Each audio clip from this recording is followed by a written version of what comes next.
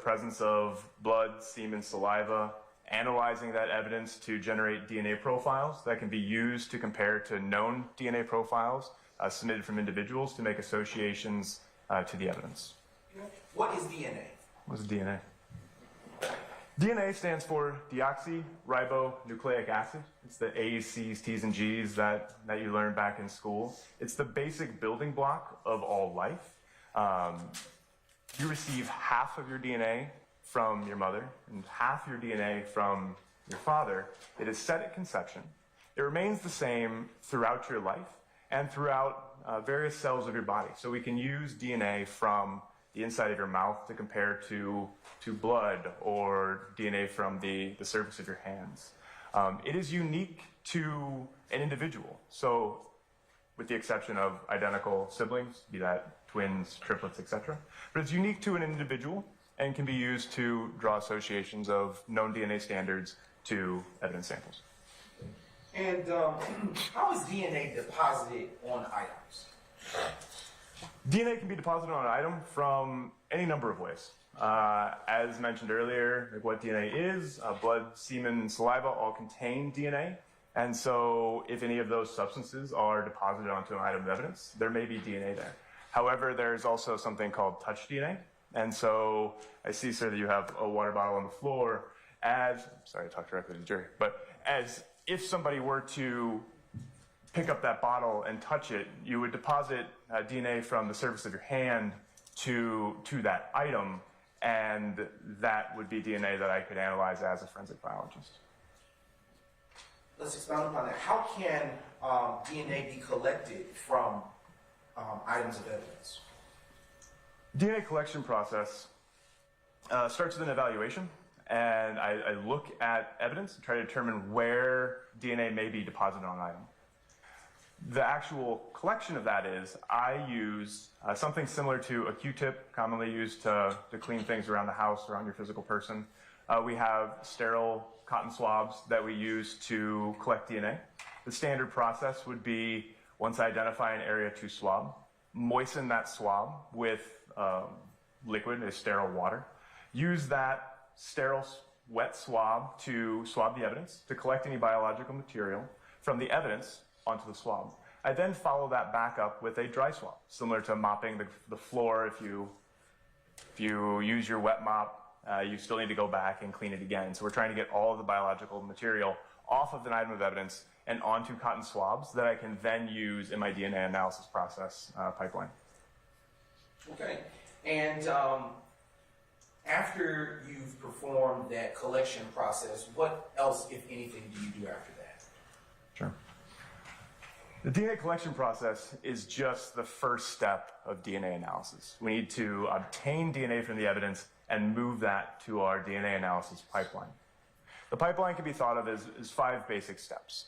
First step is DNA extraction. So we would cut the swabs that I took from the evidence and put that into a tube and add chemicals to break apart the cellular material that's there, to wash away any substances from the evidence itself. And so we end up with a purified sample with DNA in it. The next step is then to figure out how much DNA I had. I don't know at this point in time if I obtained any DNA from an evidence sample. So I use my quantitation step to determine whether or not any DNA is present on an item of evidence. After that, I use that information in the next step to use something similar to like a molecular Xerox machine. So something, if you were making photocopies of a piece of paper, you would put it in and make hundreds to millions of copies of that piece of paper. I do that using instrumentation and chemicals in the laboratory to amplify and generate multiple copies of the small amount of DNA I obtained from the evidence. After that, I use sensitive instrumentation to detect the DNA sample that I just processed and amplified. The final step in my DNA analysis process is looking at the data that comes off of my sensitive instrumentation to determine whether or not a DNA profile is suitable for comparison. Okay.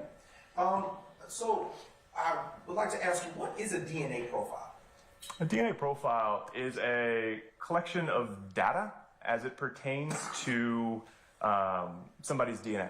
And so if we think of a DNA profile as a collection of data from particular locations throughout your DNA, And in the testing that I normally do, we would look at anywhere from 15 locations of the DNA, and each one of those locations would give me information.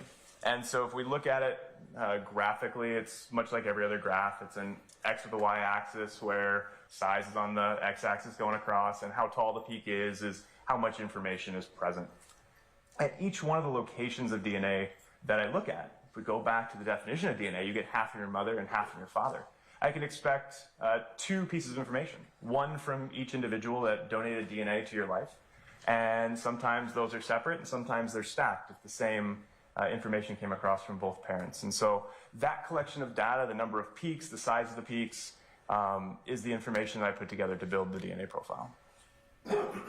Okay, what is DNA comparison? DNA comparison. As I generate DNA profiles from evidence, that can only do so much. To be able to associate that or include or exclude any particular individuals from that evidence, we need to have a known standard from an individual. I would run the known standard, similar to the rest of my standard DNA testing. I would generate a DNA profile from the known standard, and then once I have all of that information for those 2 DNA profiles, it's as simple as looking at one, looking at the other, and determining whether or not there's a match or if they're the same. So if we think of the simplest option, a single source DNA profile to a known standard, I would expect that they would give me the same DNA information at each location that I would see in the DNA profile. And when you say a known standard, what do you mean by that? So known standards typically come in as something called a buccal swab, which is a fancy word to say just the cells on the inside of your mouth. So as known standards are collected, it's usually that same cotton swab that I use to collect from the evidence, but it's used on the inside of an individual's mouth, packaged and sent into the laboratory, saying that these samples came from this individual. Okay, and what are the potential outcomes of DNA comparison once you finish your analysis? So as I make comparisons, the basic determination is whether or not there's a possibility that somebody is included in the evidence, meaning the DNA types match, that they're similar across, or that a person is excluded, meaning that there's at least one difference in the DNA, that they're not included as a particular sample. So inclusion and exclusion with the level of testing here. What are the quality standards, if any, for DNA examination? There are various accrediting bodies for crime laboratories, such as the American Society of Crime Laboratory Directors Laboratory Accreditation Board, or ASCLD Lab, who then audit a laboratory to a certain set of standards, the International Organization Standard 17025, for example, which is what the accreditation standard for the Georgia Bureau of Investigation was when I was there. There's also another set of quality standards. These are written and published by the Federal Bureau of Investigation, and they're known as the Quality Assurance Standards, or QAS. It is also a series of requirement documents that a laboratory must meet and then are audited to on a regular schedule. Have you had the opportunity to personally perform DNA analysis? I have. Okay. And how do you determine whether a known DNA profile is consistent with a known sample profile? So as stated previously, it can be as simple as looking at a known DNA standard and comparing that to an evidence sample. So if we take just one location of DNA and I see that there's a 910 at this location and the reference standard is also a 910, at that there's an inclusion at that location, and then I do that for each location throughout the DNA profile, so up to 15 locations. And if they match it every single one of those, then every single one of those that is used in comparison then is a match. And how do you determine whether a DNA profile and a known sample are suitable for comparison? Start with known samples. Determine whether or not a known sample is suitable for comparison it needs to meet the expectation. Known samples should be a single source DNA profile. If I receive a known sample and there's indication there's 2 or 3 people involved in that sample, I'm not going to use it any further. I'm going to make that not suitable for comparison because it is not a single person as expected. Looking at evidence samples to determine whether or not an evidence sample is suitable for comparison. There's a list of protocols within the laboratory as governed by the 2 accrediting bodies that we previously discussed. As long as the DNA profile meets the requirements of the laboratory, if we're able to determine the number of contributors that are contributing DNA to the sample, if we're able to use our interpretation protocols, our flow charts, if they are flow charts, to determine whether or not you can pull a major contributor or pull one sample out from a larger mixture component. That, through training and experience and the laboratory's protocols, is how you end up determining whether or not a sample is suitable for comparison. And are the procedures and analysis that you have given the jury understanding of something that is generally accepted within the scientific community? They are. And are the procedures that you describe reliable and reproducible? They are. And did you follow these procedures for the case that you're currently here to testify on? I did. Your Honor, at this time, the state now moves to qualify Mr. Gregory Piper as an expert in the fields of forensic biology and DNA examination based upon his background, training, and experience, as so testified. No objection. On behalf of Mr. Williams, sir. All right, anybody else wish to vote out of the witness? Okay. The court will designate Mr. Pfeiffer as an expert in the area of forensic biology and DNA testing. Okay, thank you. Mr. Piper, during your employment with the GBI, were you required to produce reports? Yes, it was a standard practice of my position is to analyze evidence and issue reports to that analysis. And did you prepare one for this case that you're here to talk about today? Yes, sir. I am now showing defense what has been previously provided. States Exhibits 143 Charlie, States 143 Charlie Alpha.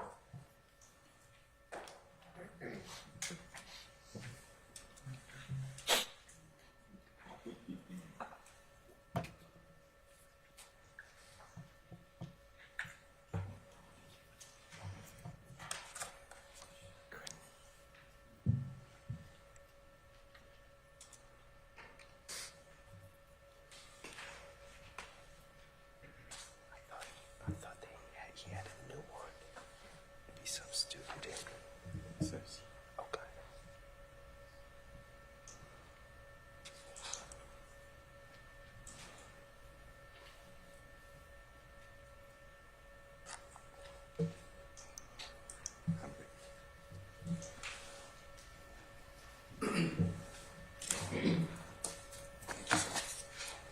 Now, approaching the witness, Your Honor, with your permission, the States Exhibits 143 Charlie and 143 Charlie Alpha. You may, sir. Thank you. Mr. Piper, starting with States 143 Charlie, what have I just handed you?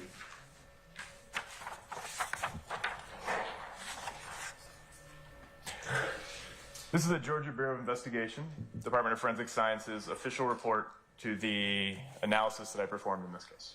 And how do you know what it is? Well, I can see the header of the report that has the DOFS case number listed at the top, including my name, title, and signature at the end of the report. What is States 143 Charlie Alpha?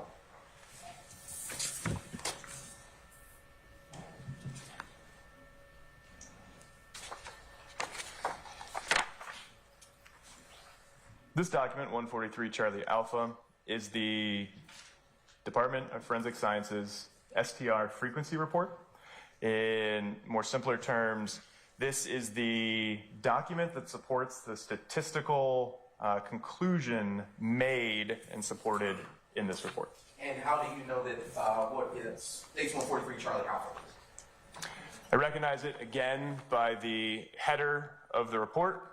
A note by our laboratory information management system that it was inserted into the record by myself on April 2nd, 2014.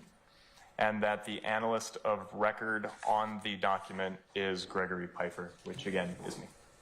And has either exhibit states 143 Charlie or 143 Charlie Alpha been altered in any way, shape, or form? The state's exhibit number has been added to both documents. Your Honor, at this time, but other than that, it is materially the same way as you last prepared. Other than that, I see no differences. At this time, Your Honor, the state now moves to admit states 143 Charlie and 143 Charlie Alpha into evidence at this time.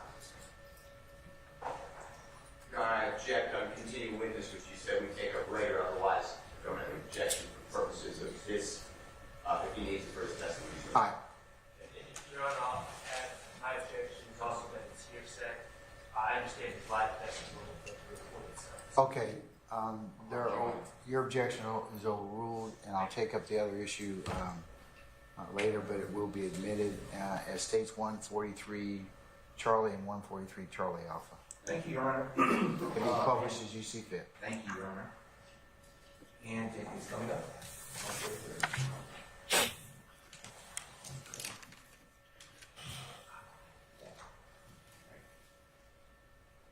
And you can turn as opposed to, there's a screen right next to your left, which will make it a lot easier for you to view. Yes, sir. Okay. Starting at the top, is there a DOFS case number associated with this report? There is. It is 2013-102-0281. And what does DOFS stand for? Department of Forensic Sciences. It is a department of the Georgia Bureau of Investigation. And upon what date are you seeing on this report? What date are you seeing on this document that this report was prepared? This report is dated and issued as of April 10th, 2014. It is in the header in the bottom right. And can you describe what it is that ASCLAB Lab International Accredited is on the report? ASCLAD Lab. This is in the middle, right next to the barcode. This is the American Society of Crime Laboratory Directors Laboratory Accreditation Board. This is the accreditation board that I referred to earlier as far as quality standards for a testing laboratory. It is just noting that in 2014, the Georgia Bureau of Investigation adhered to these standards. Based on your report, did the GBI Crime Lab receive any evidence pertinent to this case? You can scroll down a little bit. Is this a touchscreen? Oh, actually, it's controlled from here. Okay. That's a little bit.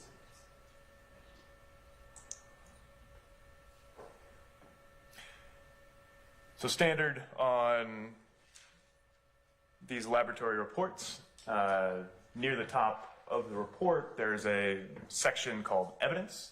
This lists the evidence that the laboratory received from the state or local agency to test for forensic means. And in this case are the samples that I tested in this case. And what did if you would itemize and go line by line, what you received from this, in this case? Line by line, yeah. So for clarity's sake, I'm going to start at the second main bullet on the evidence that was received on October 24th, 2013 from the Atlanta Police Department via lockbox. Evidence that comes into the laboratory comes in through a lockbox. Once it is in the lockbox, it is then accessible to the laboratory employees. The evidence that was received is a sealed package containing evidence for forensic examination. Once it was in the laboratory, it was then sub-exhibited. So Exhibit 3 is a package of evidence from the agency. Item 3A, as noted on this report, was sub-designated from other evidence, and it is a Ruger 9mm firearm bearing the serial number listed here on the report, 302-44238. The next item of evidence is item 4. is again a package containing evidence for forensic examination. The exact items or exact forensic examinations are listed on that line item. But it was then sub-designated as 4A, which is a Taurus 9mm pistol bearing the serial number TCX 63132.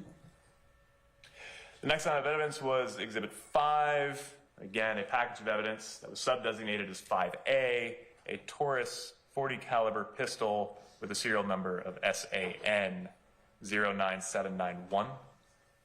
The next three items of evidence are the known DNA samples that we discussed earlier, samples that were taken from a particular individual, submitted to the laboratory as known samples. These are identified as items 6, 7, and 8. Item 6 are buccal swabs from one Frederick Prothrow. Item 7, buccal swabs from a Walter Murphy. Item 8 are buccal swabs from an Adrian Bean. So that was the evidence that the laboratory received from the Atlanta Police Department. The top of the evidence list, to reference that so we can go back, these are items of evidence, as noted on the report, that were created by myself, Gregory A. Pfeiffer. They are exhibits 11 through 15. Exhibits 11 and 12 are swabs that were collected from items 4A and 5A, respectively. They are swabs of potential stain that were identified on the firearm that were outside of the requested examination, saved for future possible testing. Exhibits 13, 14, and 15 are saved DNA product, DNA extract. So I had more DNA than I needed for my testing, so we retained this within the laboratory. They are 13, 14, and 15 from items 3A, 4A, and 5A, respectively. I want to go back to a few things that you spoke about earlier during your response. When you say sub-designated, what does that mean? Great question. So, if we receive evidence that has multiple components inside of a single box, for instance, if there was evidence that came in that had a firearm, an ammunition magazine, as well as intact ammunition cartridges, it is easier for tracking throughout the laboratory and denoting where samples came from to sub-designate that evidence using letters in this instance. So 3A, for example, the firearm became 3A, and it is beyond my recollection for the ammunition magazine and the ammunition cartridges on what those are designated, but we can speak directly to a subset of the evidence by sub-designating these numbers. And earlier you talked about a lockbox. Can you tell the jury why evidence might arrive in a lockbox? Yeah. So quite often, when state and local agencies need to deliver evidence to the state crime lab, there needs to be a secure chain of custody from the submitter to the laboratory. There needs to be an interaction between those two entities. To facilitate that, you would need in-person interaction or a secure means of transfer. The secure means of transfer is what was used at the Georgia Bureau of Investigation via a lockbox. The agency, submitting agency, can show up at the crime lab, access through a secure door, access a secure locker, submit the evidence to the laboratory, make the request for what forensic examinations they need to do, place it into that lockbox. Once it is closed, it is only then accessible to the laboratory. That maintains that chain of custody that they put it in and the only people that can get it out are the crime lab. We then, once we get the evidence, enter it into evidence within a case number. In this case, we've discussed the case number. Earlier you described that you received this the evidence that you test here from the Atlanta Police Department. Based on your report, from who requested testing on this evidence that you analyzed here? Referencing the report, it is a D. Quinn that requested this examination. Are there case subjects associated with this report? Referencing the report, there are 4 individuals listed in the case individual section. 3 of them are denoted as subjects: an Adrian Bean, a Frederick Prothro, a Walter Murphy, and then there's one designated as victim, E. Robeson-EL. Earlier you stated that, and if you will scroll down just ever so slightly, thank you, right there. Earlier you stated that you created certain evidence, numbers or evidence within this report that is referenced. Can you tell the jury why that was? So any product of my examination needs to be tracked for a chain of custody. Just like all evidence, we need to maintain the chain of custody to provide integrity. In this case, the DNA extracts that I generated, again, I did my 5-6-step process, DNA collection, extraction through profile development.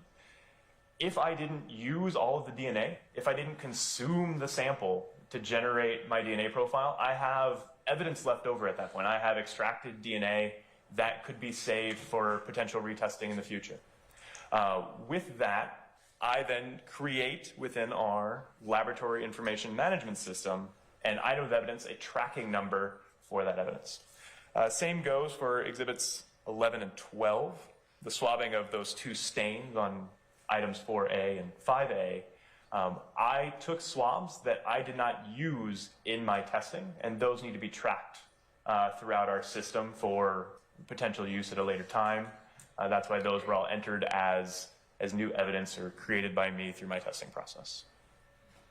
And is that something that you would routinely do throughout your time at the GBI if the occasion should arise? Yes. Anytime that I create something or I generate some sort of continuing evidence, I create a number for it and enter it into our laboratory information management system. Just a brief indulgence, Your Honor.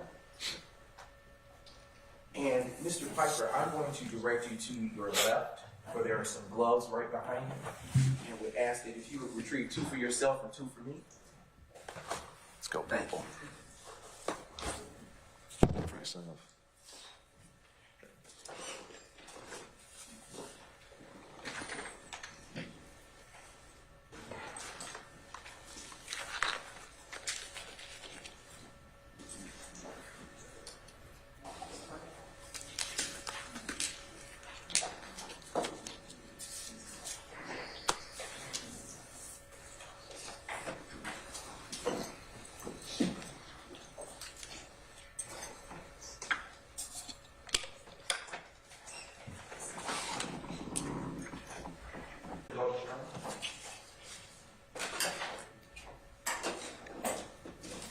I am now approaching you with what has been pre-marked as state, I'm showing defense counsel, what has been pre-marked as state's exhibits 147 Charlie, 148 Charlie, 144 Charlie, 145 Charlie, 146 Charlie.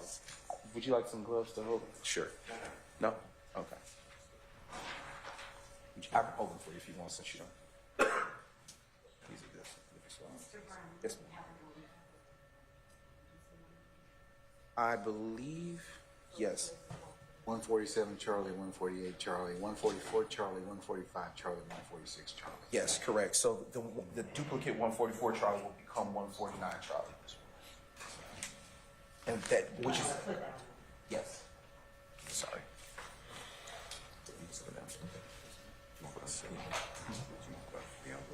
No. Get some more. Disinfectant test. These will be.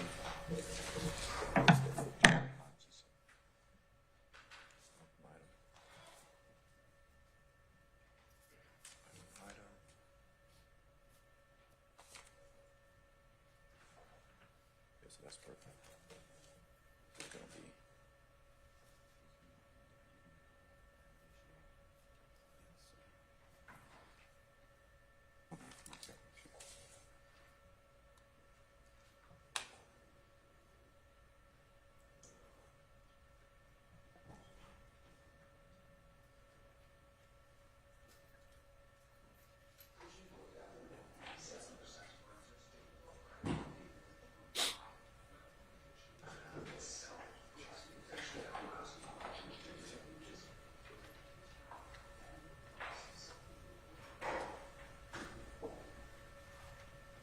I saw you, I heard you.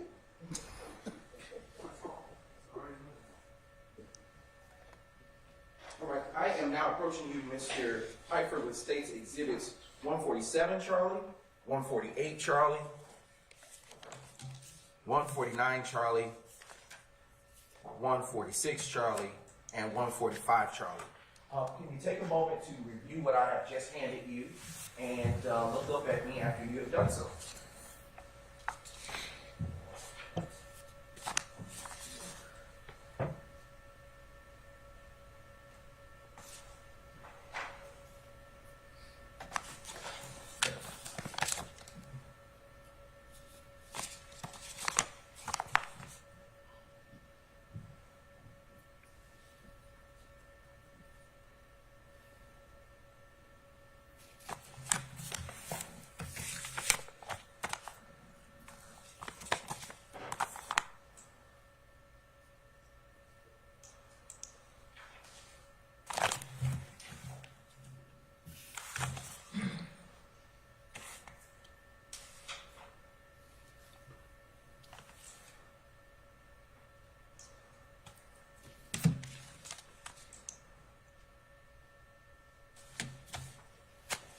Okay. What have I handed you in form of State's Exhibits 145, Charlie, to 149, Charlie? Sure. 3 of these, 145 Charlie, 146 Charlie, and 149 Charlie, are the known reference samples that are listed in my report as items 6, 7, and 8. I recognize them by the DOFS case number on the sticker, as well as, hard to see, but across the evidence tape, as I resealed the evidence after testing, my initials, GAP, just like the store, and the date, along with the evidence sticker that includes the known reference sample names. These two, which are 147 Charlie and 148 Charlie, are the 2 exhibits that are listed at the top of the report, so DOFS numbers 11 and 12, which are swabs of stains from items 4A and 5A. Recognize these by my handwriting listing out the DOFS case number, a description written on the package, date, my initials, as well as for sealing purposes, my initials across the tape, and none of these look to have been open since I last closed them. Your Honor, at this time, the state now moves, based on the testimony, to admit State's Exhibits 145 Charlie through 149 Charlie into evidence at this time. Any objection to States 145 through 149, Charlie? Yes, Your Honor. Basis. There's no foundation, but the prosecutor promised me they call Officer Benton, so I'm okay with letting it in with that condition, and that's what the prosecutor told me. Correctly, All right, I'll overrule your objection at this point in time, subject to your agreement, okay? All right, and so States 145 through 149 are admitted, maybe published as you said. All right, Mr. Piper, I handed you some scissors. You can start with States 145 Charlie and open it with the scissors.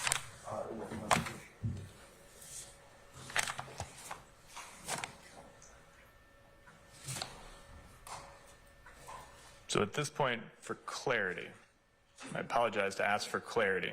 To open this, I do not know what is inside of this. For evidence integrity, I don't have a clean surface. I'm not wearing proper PPE, so I will open, just want to open it with that understanding. Yes, please open. Yes, sir.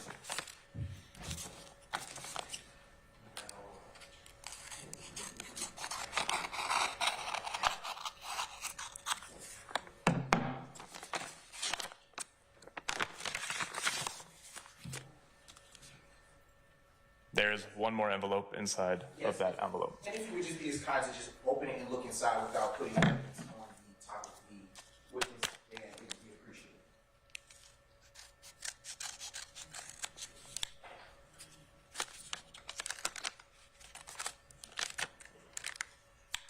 Would you like me to remove the evidence? You can just look inside and tell the jury what you see inside. Yes.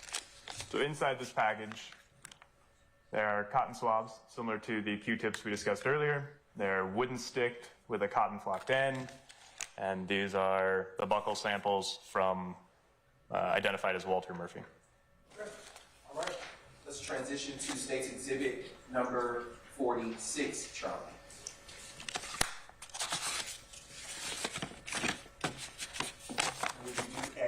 Would you do with State's 146, Charlie, as you've done with State's 145? Yes, sir.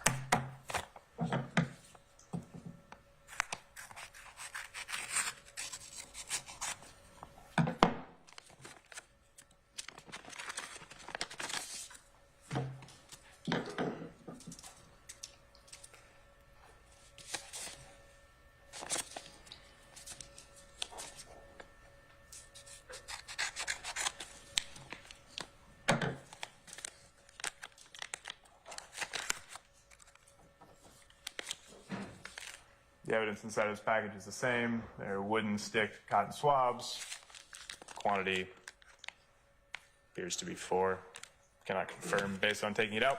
But it is evidence tape sealed, my initials and date, listed as from Adrian Bean. All right. Would you do and replace that, please? Would you do with State 147, Charlie, as you've done with State 146, Charlie? 147, Charlie? Yes, sir. For the next, The next reference sample? Yes. That would be listed as 149, Charlie.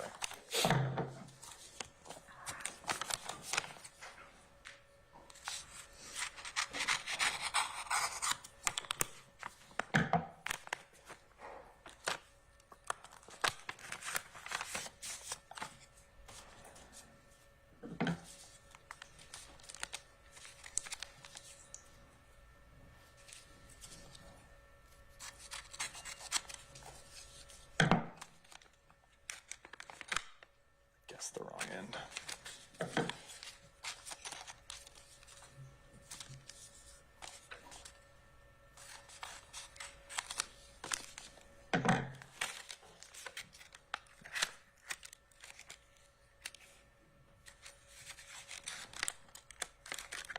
This evidence also contains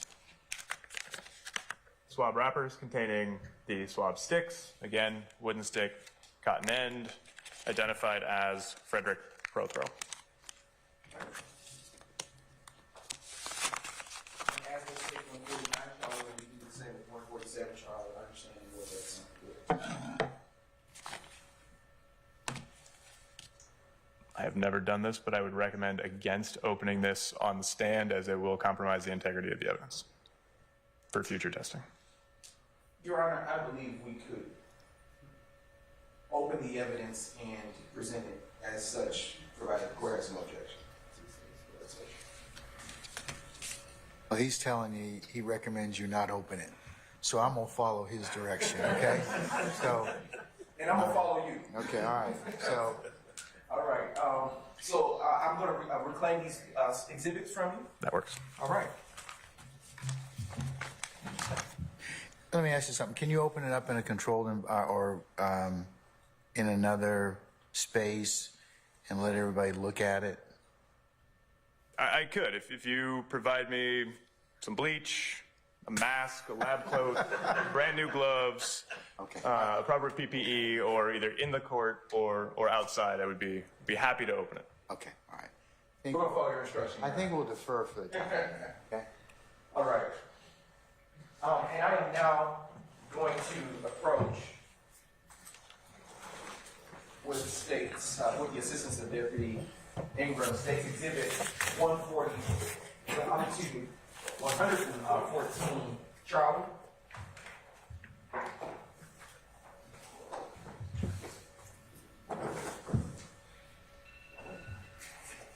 But prior to doing so, Your Honor, I am going to allow defense counsel to see State's 114, Charlie.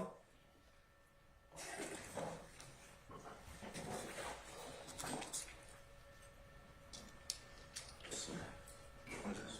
114, Charlie.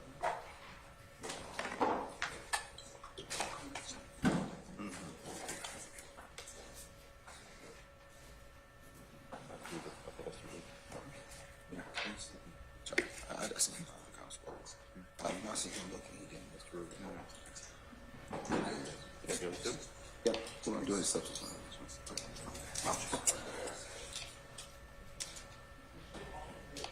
Okay. All three at one time.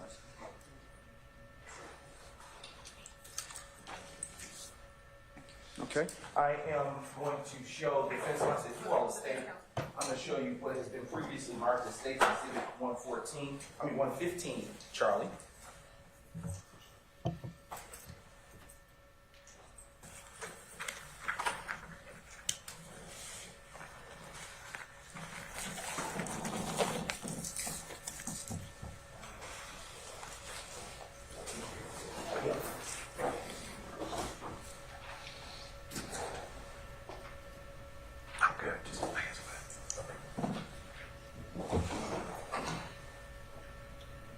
And I am now going to show the defense counsel the previously marked as well as State's 116, Charlie.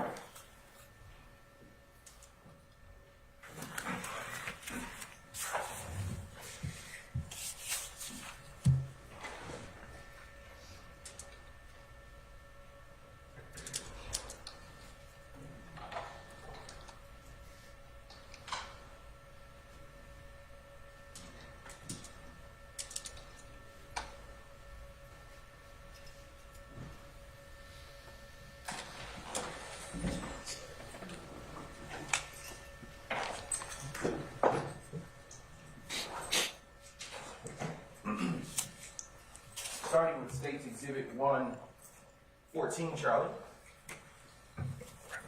Thanks, sir. Can you take a moment to review that and then tell me what you are looking at that I just handed?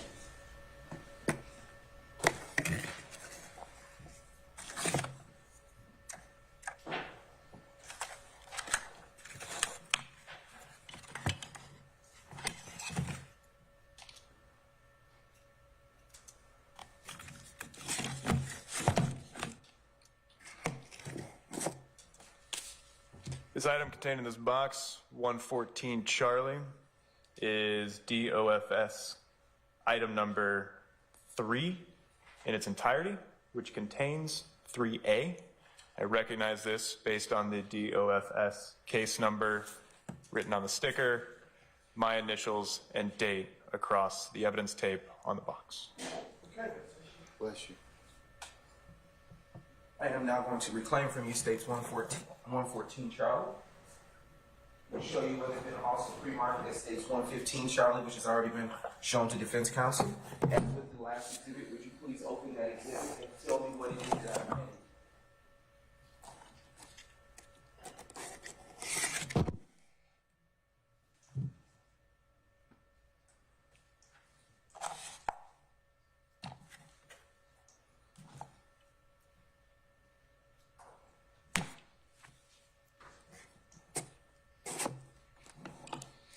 What have I just handed you, Mr. Piper? This exhibit, 115 Charlie, is DOFS case number, or item number 4, which contains item 4A. And what is item 4A? Item 4A is one Taurus 9mm pistol bearing the serial number TCX 63132.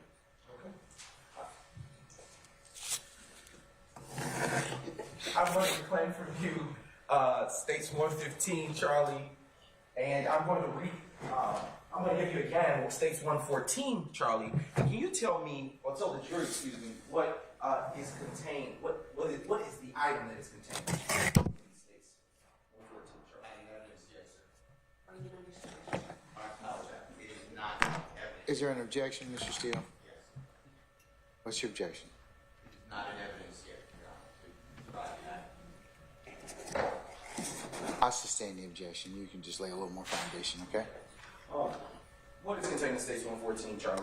Same I'll objection. overrule that, okay? And it's the same premise. I'll overrule the objections, okay? Because he's got to he's got to be able to identify the item, okay? You may answer the question.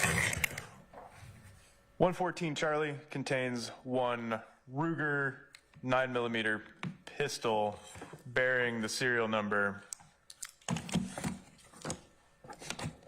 302-44238, along with the rest of item 3.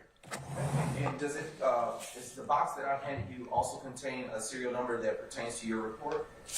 This box has the DOFS case number on the DOFS case sticker, as well as my initials and date that I sealed the box. And as I'll ask you a question, is 114 Charlie, which I reclaimed from you, also one of the items that you tested, took a sample from?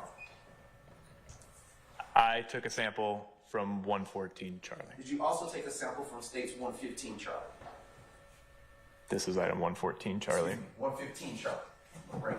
Yes, I did also sample from 115 Charlie, which was discussed earlier as the Taurus 9mm pistol. All right. And I am now going to show you what has been previously marked as states 116 Charlie.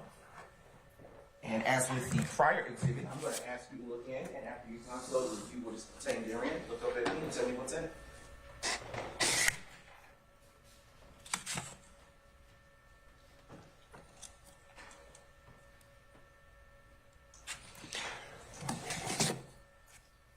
.116 Charlie contains DOFS item number 5, which is one Taurus 40 caliber pistol bearing the serial number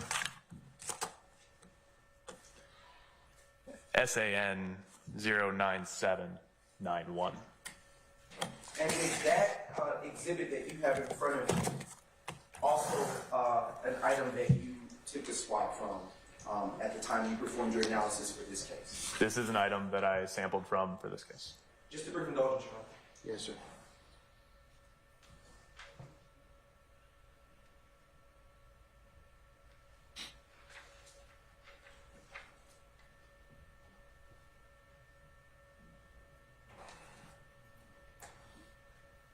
Okay. Did that conclude your involvement with this case? The DNA testing of this evidence concludes the involvement with this case. Brief indulgence, Your Honor. Yes, sir.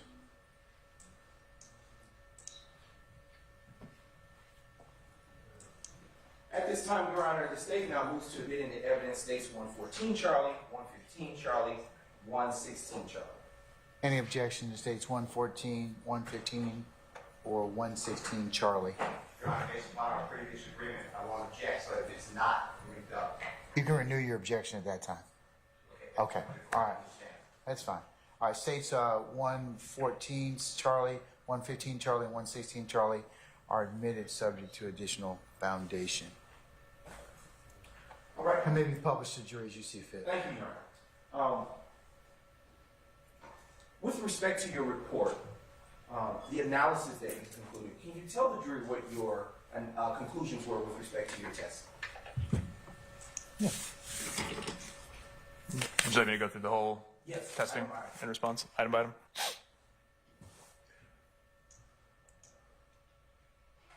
With this testing, we sampled the grips, the textured areas of the grips, and the trigger from each of the 3 firearms discussed earlier. DFS items 3A, 4A, and 5A. Grouping them for clarity, the DNA profiles obtained from 3A and 5A were not suitable for comparison. They were both at least 3 individuals contributing to that DNA profile and were not suitable for comparison. The DNA profile obtained from item 4A was also from at least 3 individuals, as noted in the report. And we were able to identify a major contributor that was suitable for comparison in that profile.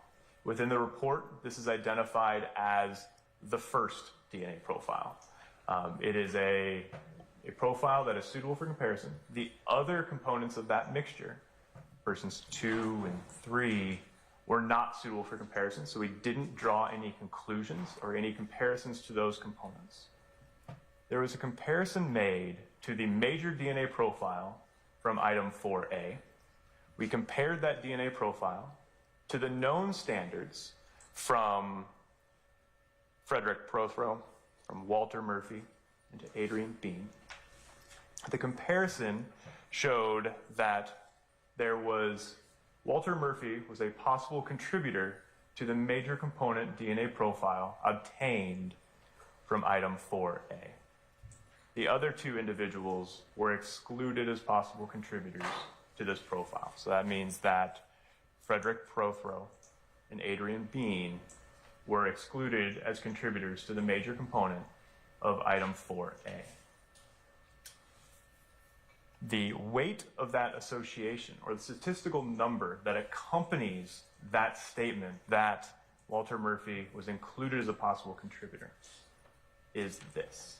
Assuming the major component is a single contributor, the probability of randomly selecting an unrelated individual within the population is 1 in 5 trillion Caucasians and 1 in 230 billion African Americans.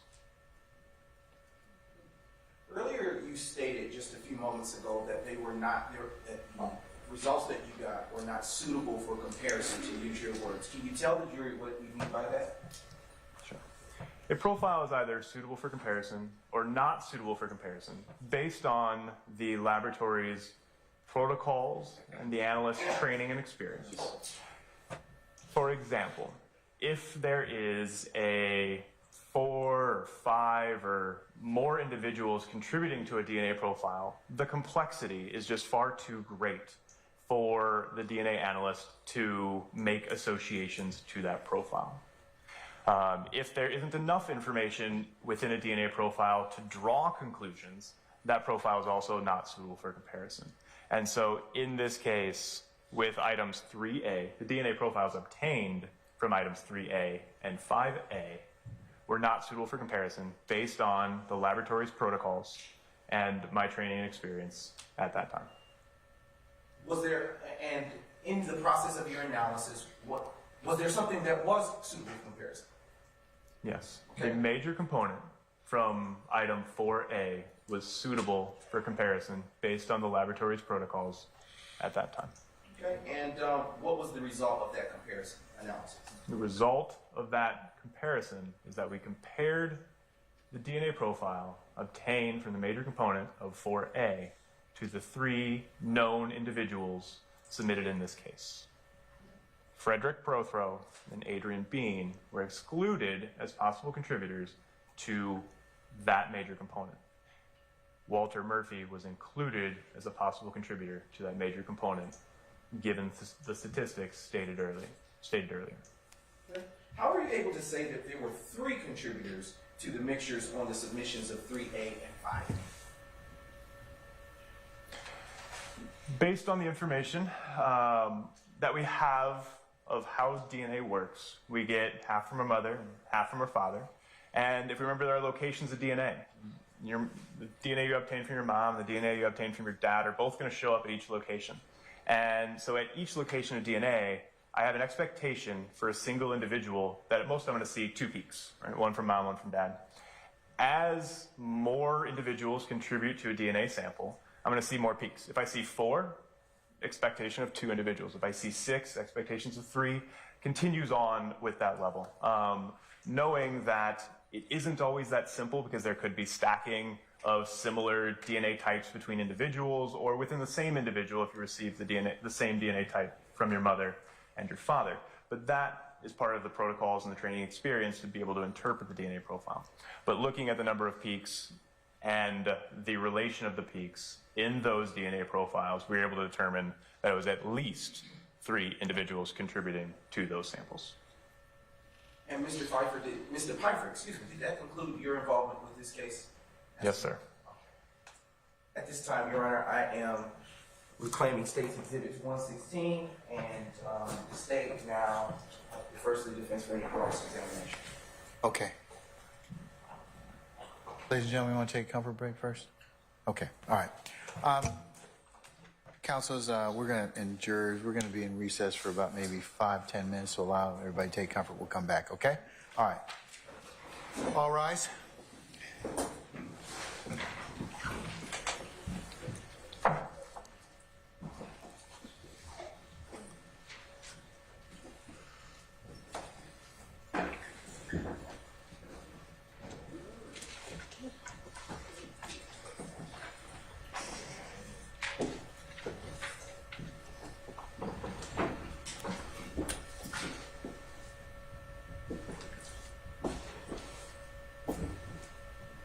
All right, our jury has left us. Mr. Pfeiffer, you can take 10 minutes. Just come back, okay? All right, we're in recess for 10 minutes.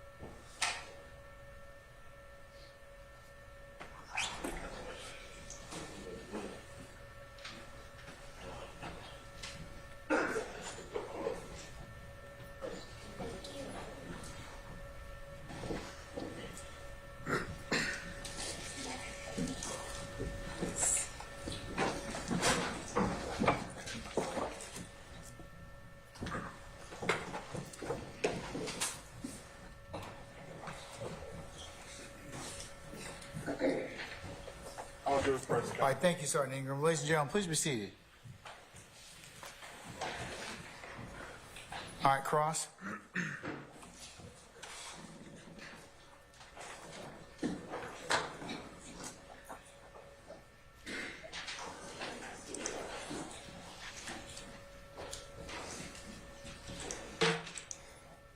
Good morning, Doctor. I just have a couple of questions for you, if I may.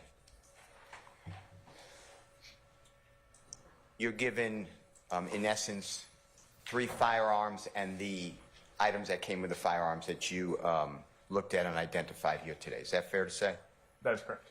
And on 2 of the firearms, there was not enough DNA to test to determine who was a major contributor. Is that a fair analysis of what you told us? That is an explanation. However, I would expand upon that and say, in these instances, there was almost too much DNA to test, given that the numbers of contributors that were in these samples were higher than the complexity at which I could evaluate the sample. So it wasn't too little information, it was the complexity of the profile. And then the one firearm that you were able to have a major contributor, just tell ladies and gentlemen, jury, which firearm that was. That was the firearm from item 4A. To reference the report, so I had the correct firearm is the Taurus 9mm pistol. And then you have major contributors and not major contributors. Is that a fair way to say it? The major contributor and the non-suitable minor components. And the major contributor you said is, to a scientific degree that you specified already, is a gentleman you're calling Mr. Walter Murphy. Fair to say? There is evidence to include Walter Murphy as a possible contributor to the major component from that DNA profile, given the scientific weight stated earlier. Now, you also mentioned that a gentleman, Mr. Prethro, remember that name? Yes. And he was excluded from the major component of that DNA. Is that fair to say? Yes. From the component of the profile that we made comparisons to, he was excluded from that component. And the same question and then same answer, I believe, for the person named Mr. Bean. Fair. Outstanding objection, Mr. Foreman. You can rephrase it, Mr. Okay. Chairman. It's going to be the same question. As to Mr. Bean, remember that name? Yes, sir. Adrian Bean. That person, DNA, the known sample, was excluded from the major contributor on that item. Is that fair to say? Yes, from the component of the mixture that I was able to draw comparisons to, Mr. Adrian Bean was also excluded. Okay. Does not mean that Mr. Bean was not on that firearm, but we're talking about the major component. True? That is correct. No assumptions or comparisons were made to the additional contributors beyond, as the report identifies, I think it's Mr. Murphy. first profile, or the major component. Mr. Murphy. Well, the sample that is associated with Mr. Murphy. I want to thank you, Doctor. Your Honor, thank you so much. All right, any further examination? No, Your Honor. Oh, I did not you yet. Okay. All right, Mr. Matthews. Mr. Pfeiffer, good morning, sir. Good morning, sir. I just have a few questions. You talked about touch DNA. With respect to touch DNA, can you explain to the jury what exactly is the DNA material or life material that is in the hand that is transferred to items? Yeah. So touch DNA is sort of a catch-all for biological material in which we haven't otherwise characterized. So we have serology tests for, serology meaning bodily fluids, for blood and semen and saliva to determine those types. Touch DNA is a category for oftentimes a low-level DNA that we don't have otherwise characterized. Most often when touch DNA is used as a term, it truly means because something was touched. And so to answer specifically the question, what is it? Where's the DNA come from when we talk about touch DNA?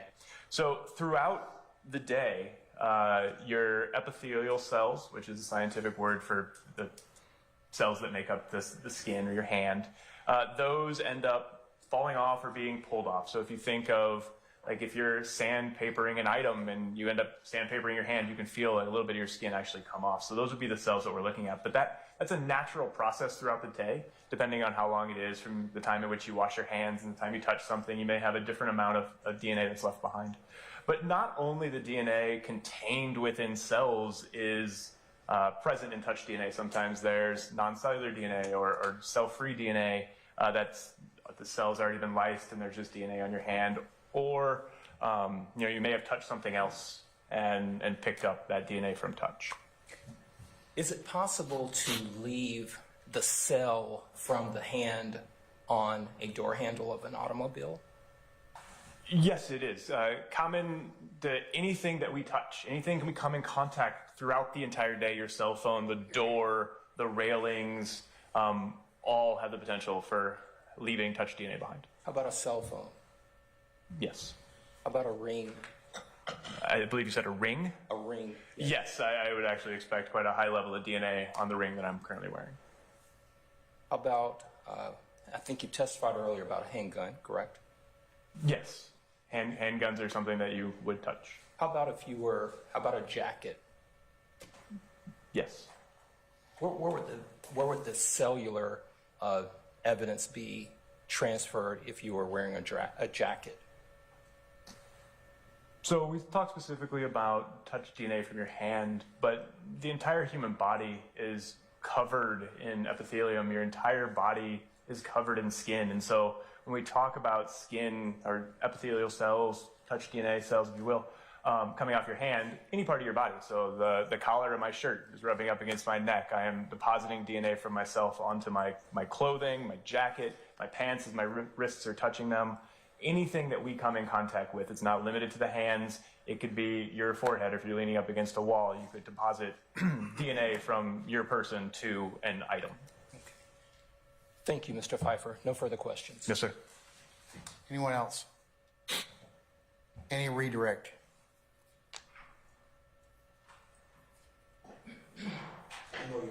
All right. May Dr. Pfeiffer be permanently or temporarily excused the witness? Permanently.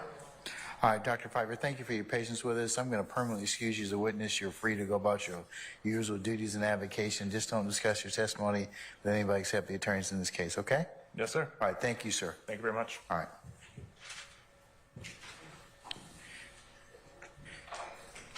State and representative from the defense, can I get you to come up, please?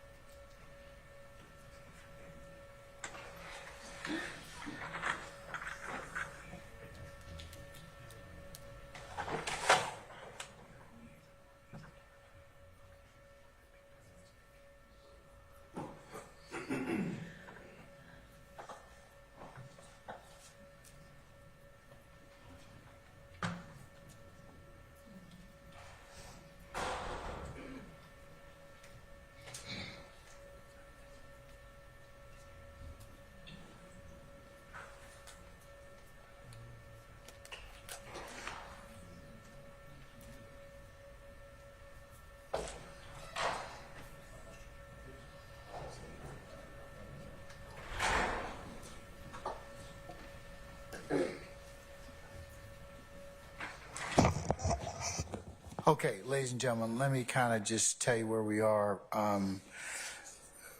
and let you know kind of the plan, the way ahead.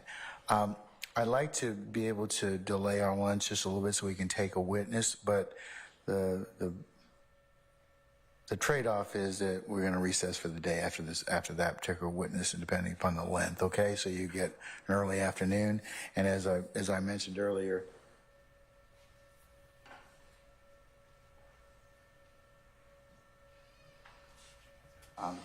Tomorrow, Friday, you'll appear for 12:30. We'll get started around 1 o'clock, and work the afternoon. All right. So can we do that? We'll take another witness, see what the length of time is, and if it's where I think it will probably be, we're probably going to recess somewhere between 1 and 2 o'clock for the afternoon. Okay. All right. Call your next witness, madam or sir.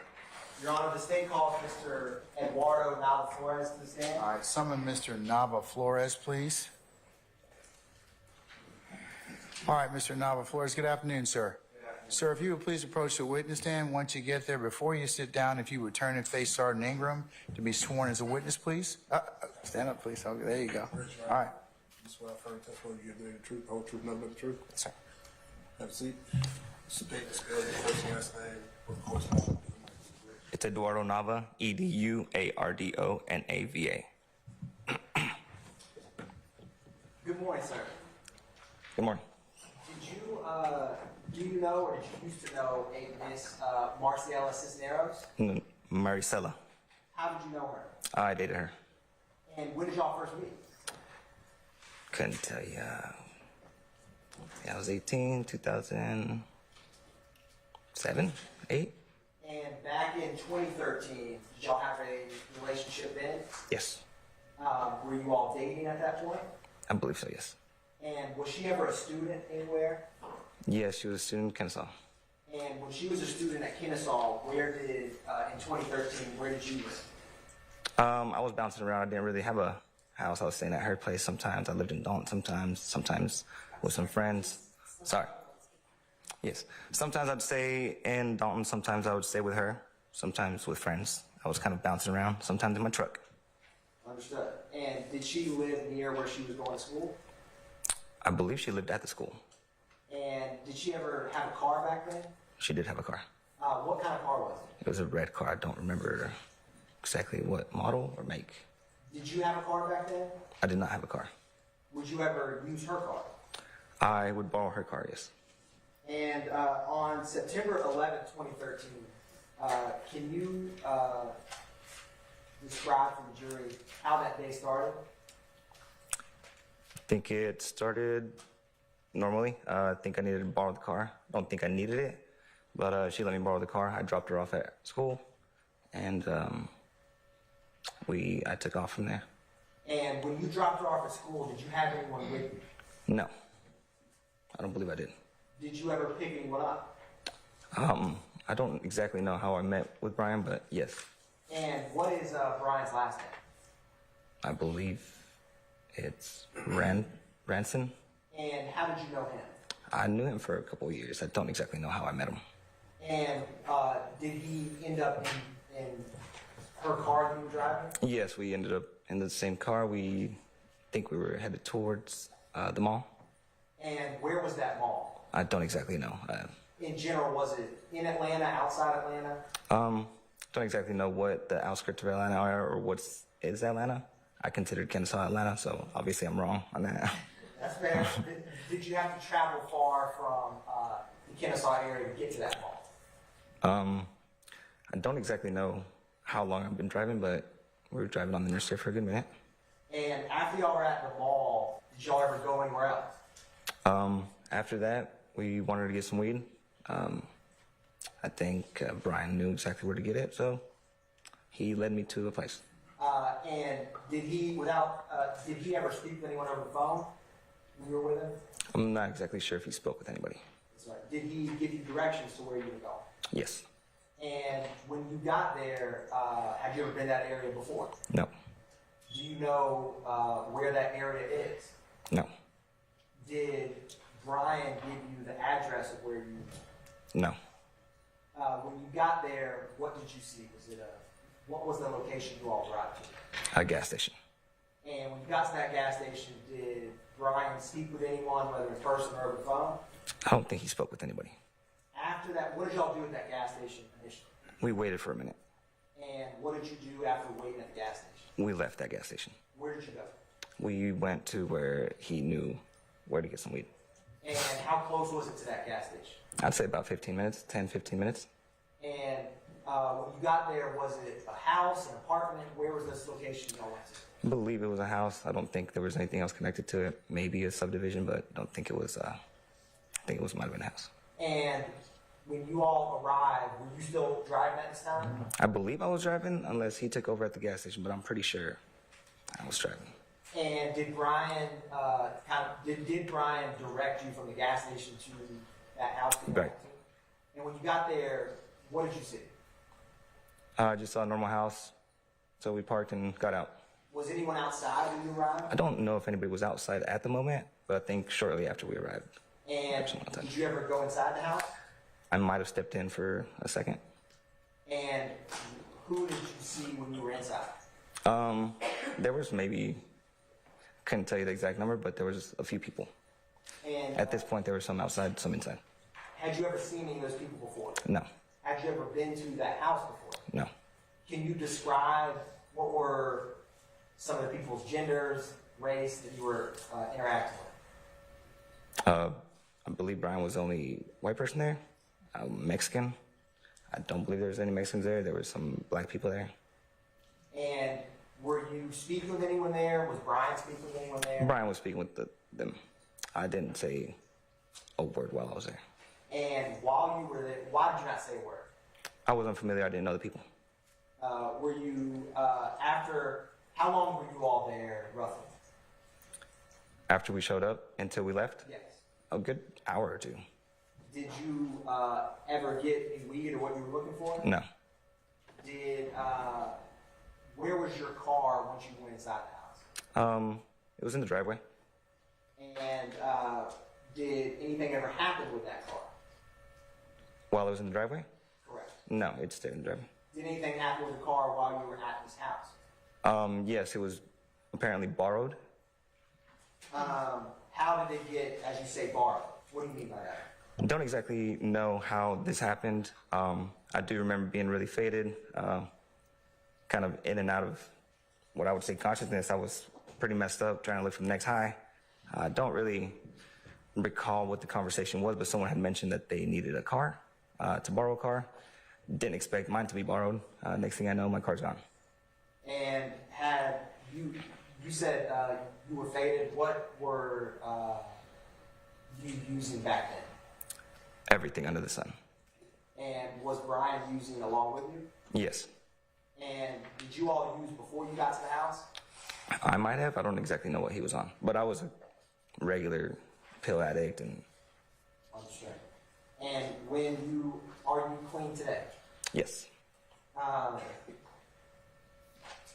And do you recall on that specific day what drugs you may have used either before? Or I couldn't tell you exactly what I was on. I would do whatever I had in the cabinet that morning. Understood. And did you where were the keys to the vehicle? In the car, I believe. And where were you when other people that wasn't you or Brian got in the car? If I'm not mistaken, I was on the. Same question, Mr. Ford. You can rephrase, sir. Thank you, Your Honor. Did somebody else who was not Brian you ever get in that car? Did someone else other than Brian or me get in the car? I believe someone had to get in the car for it to leave. Yes. And where were you when they got in the car? I believe I was in between, inside and outside, maybe on the steps. Did you see them get in the car? Don't exactly remember seeing them get in the car, but I seen it pull off. And do you remember after this speaking with anyone in the Atlanta Police Department? If I'm not mistaken, we left the place just because we weren't getting any weed, we weren't getting anything, and it had been a good minute, so we left. Closest place we could have possibly went to was towards maybe the gas station that we were at, and that's about what happened. We just left. I'm going to come back to where we were, but after all of this, do you ever remember speaking with the yes, I think he was a detective that was around the car whenever I showed up to it. And it was the same day that you arrived in the house, September 11th? Right, it was the same thing. And it was Detective Quinn with the Atlanta Police Department? Objection, leading. I stand objection. Was it Detective Quinn that you spoke with from the Atlanta Police Department? I cannot recollect. Do you remember speaking with him that day? I do not know who Mr. Quinn is. But did you speak with a detective on scene about the car? Yes. And was this, when you were speaking with him, was this before or after the car was borrowed? This was before or after, sorry. And when you gave him that statement, do you remember speaking with him in that moment? Yes. And did you, when you spoke with the detective, do you remember, or did you tell him what happened that day fresher in your memory when you spoke with him that moment? At that point, I think I was just saying anything to get myself out of trouble. I was really scared of getting in trouble for buying weed. And So I was fabricating a lot of the things. did you tell anyone else, did you speak with anyone else other than the detective? I think there was a bunch of news cameras there that I spoke to. I think I might have been on the news. You spoke with the news? Yeah. At that point, I told him something completely different than what I had told the detective. Can you describe the person that you lent the car to? I did not lend the car to anybody. Question and mischaracterization of the evidence. Did not say he loaned the car. Could you please stop speaking your objections? It's objection basis. I don't need an explanation, Mr. Adams. Make your objection, Judge. Did you ever loan the car to anyone, Mr.? I stand the objection as to form. Was that car ever loaned to someone by you? No.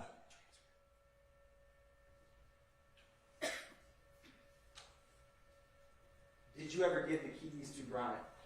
I don't believe I handed him the keys.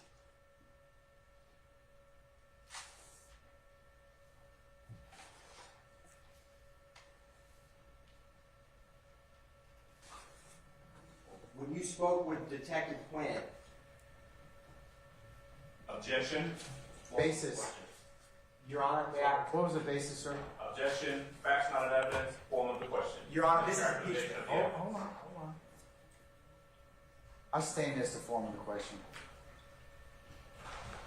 When you spoke with the law enforcement officer, did you tell him that you gave the keys to Brian Ransom that day? I could have said a number of things that were not true. Did you tell the law enforcement officer that you gave the keys to Brian Ransom on September 11th, 2020? I do not recollect. Did you let Brian Ransom borrow your car? Objection. Asked and answered. I'm gonna overrule the objection, Mr. Adams. What was the question? While you were at the house, did you Right. let Brian Ransom borrow your car? I don't think I let him borrow the car. I didn't let anybody borrow the car. Do you recall telling the detective that you let Brian borrow your car? I do not recollect that. How many, did you see anyone who went into your car? I did not. I stand the question. Do you recall telling Detective Quinn that you saw 4 black males get in that car? Objection. Assumes facts not in evidence. I'll overrule that, sir. I do not recollect anybody getting in the car.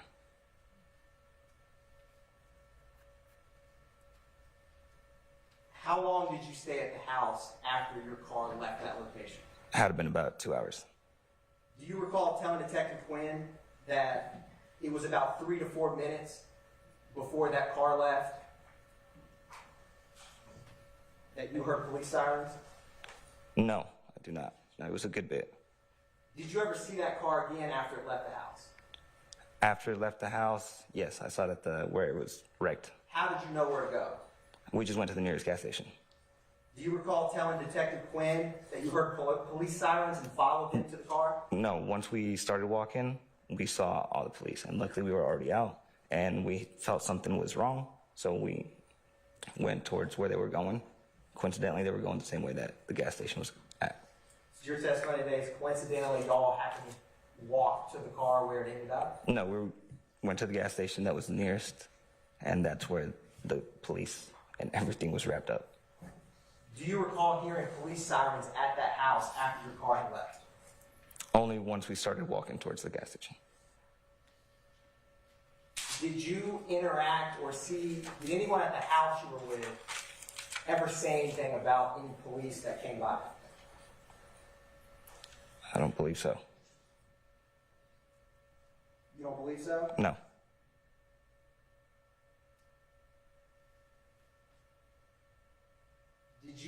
Did anyone at the house seem to, that you were with and did not know,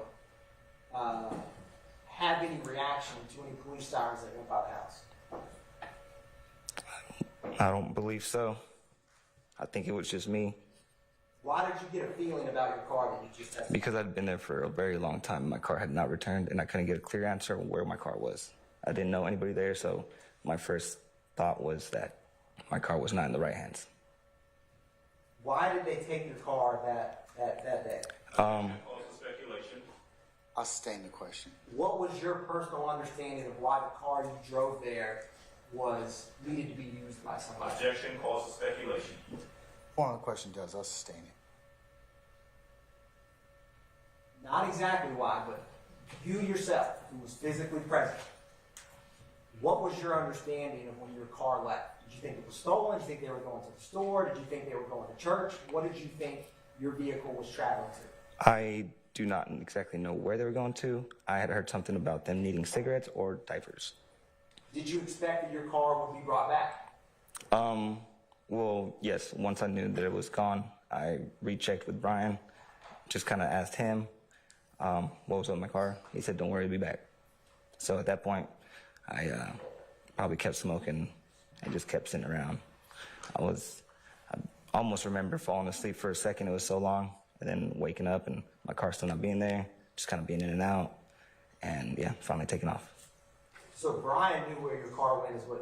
Objection leading. I sustain the question. You just testified that Brian told you it's cool. What did you mean by that? That everything was okay, that I didn't need to worry about anything. So was Brian aware that your car left? Objection calls for speculation. I sustain the question. What did you take Brian to say that it's cool after the vehicle you arrived there with was Brian? I said, "Where's my car?" He said, "Don't worry about it, it'll be back." When you asked him where's your car, he said it's cool, don't worry. Objection to the hearsay. Calls for hearsay. Your Honor, this is his direct testimony a second ago. I'll overrule the objection, Mr. Adams. Sir, when you just said, you asked Brian where's your car, and he said it's cool, were you under the impression that Brian knew where your car went? I was under the impression that, yeah, that my car went somewhere and that somebody knew where it went. If I felt like no one knew where it went, I probably would have left and looked for my car. At that time, did you trust Brian? I trusted Brian, yeah. So when he told you that it was cool, how did you react to that? At that point, I was just content. I was cool. What address did you and Brian Ransom arrive to? To when we found the car? Correct. At the same gas station that I think we stopped at. When you first got to that house, you didn't know anybody. Mm-hmm. What address was that? I do not know the address. Do you recall telling Detective Quinn it was 2233 Macon Drive where you and Brian Ransom arrived to the car? Absolutely not. I'm going to object improper foundation for refreshing recollection. Your Honor, this is impeachment, not refreshing recollection. I'll overrule the objection. Do you recall what any of the males who got in your car were wearing? Objection to the form of the question. And mischaracterization of the evidence. I'll overrule the objection. You can answer the question, sir. What was the question again? Sorry. Do you recall what any of the males who got in your car were wearing? Absolutely not. No. Do you recall telling Detective Quinn that one of the guys was wearing a white shirt, a white t-shirt? No. Do you know how quickly they got into your car when they jumped into it at that house? No. Do you recall telling Detective Quinn that the four black males got in your car like this? At that point, I was telling whoever the detective anything to get myself out of the situation.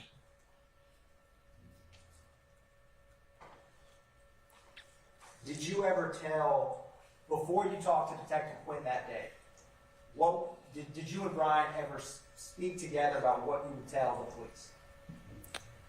I don't believe so. Did you ever tell the police, did you initially tell the police that your car was borrowed from that house? I think initially I said that I was at the gas station. It got stolen from the gas station. So your first statement to police was that the car was stolen? Yes. It was recorded, and then he erased it, and he re-recorded it.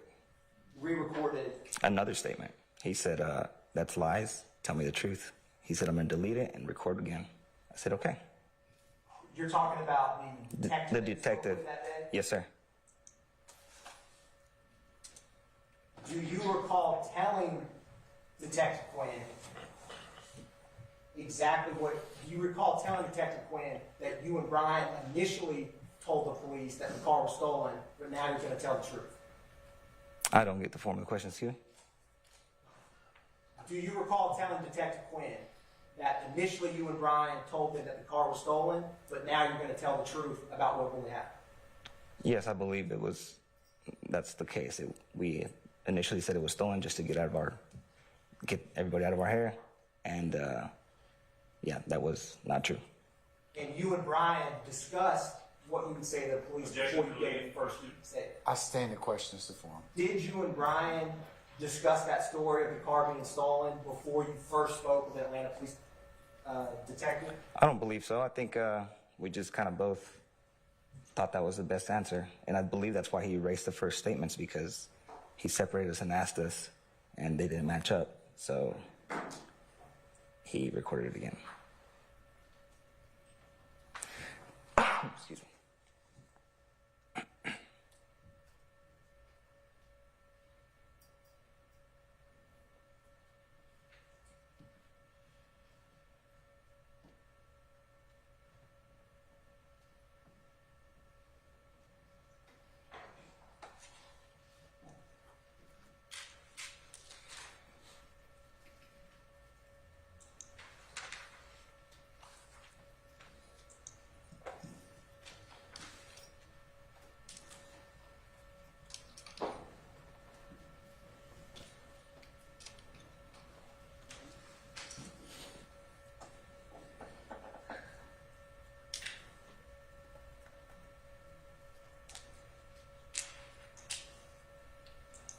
When you spoke with law enforcement on September 11, 2013, were you in a courtroom?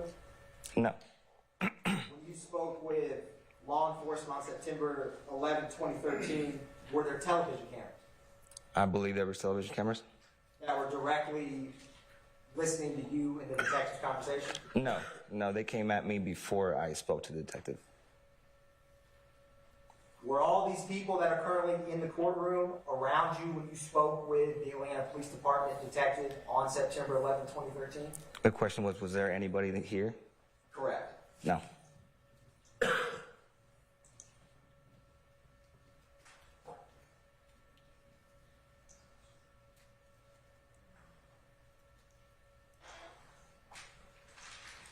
And sir, today you don't remember anything of what you told the Atlanta Police Department detective on September 11, 2013?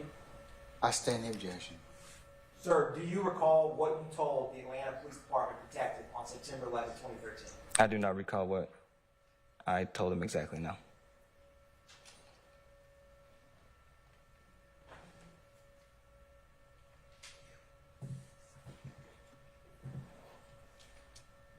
Thank you, sir. No further questions. Cross.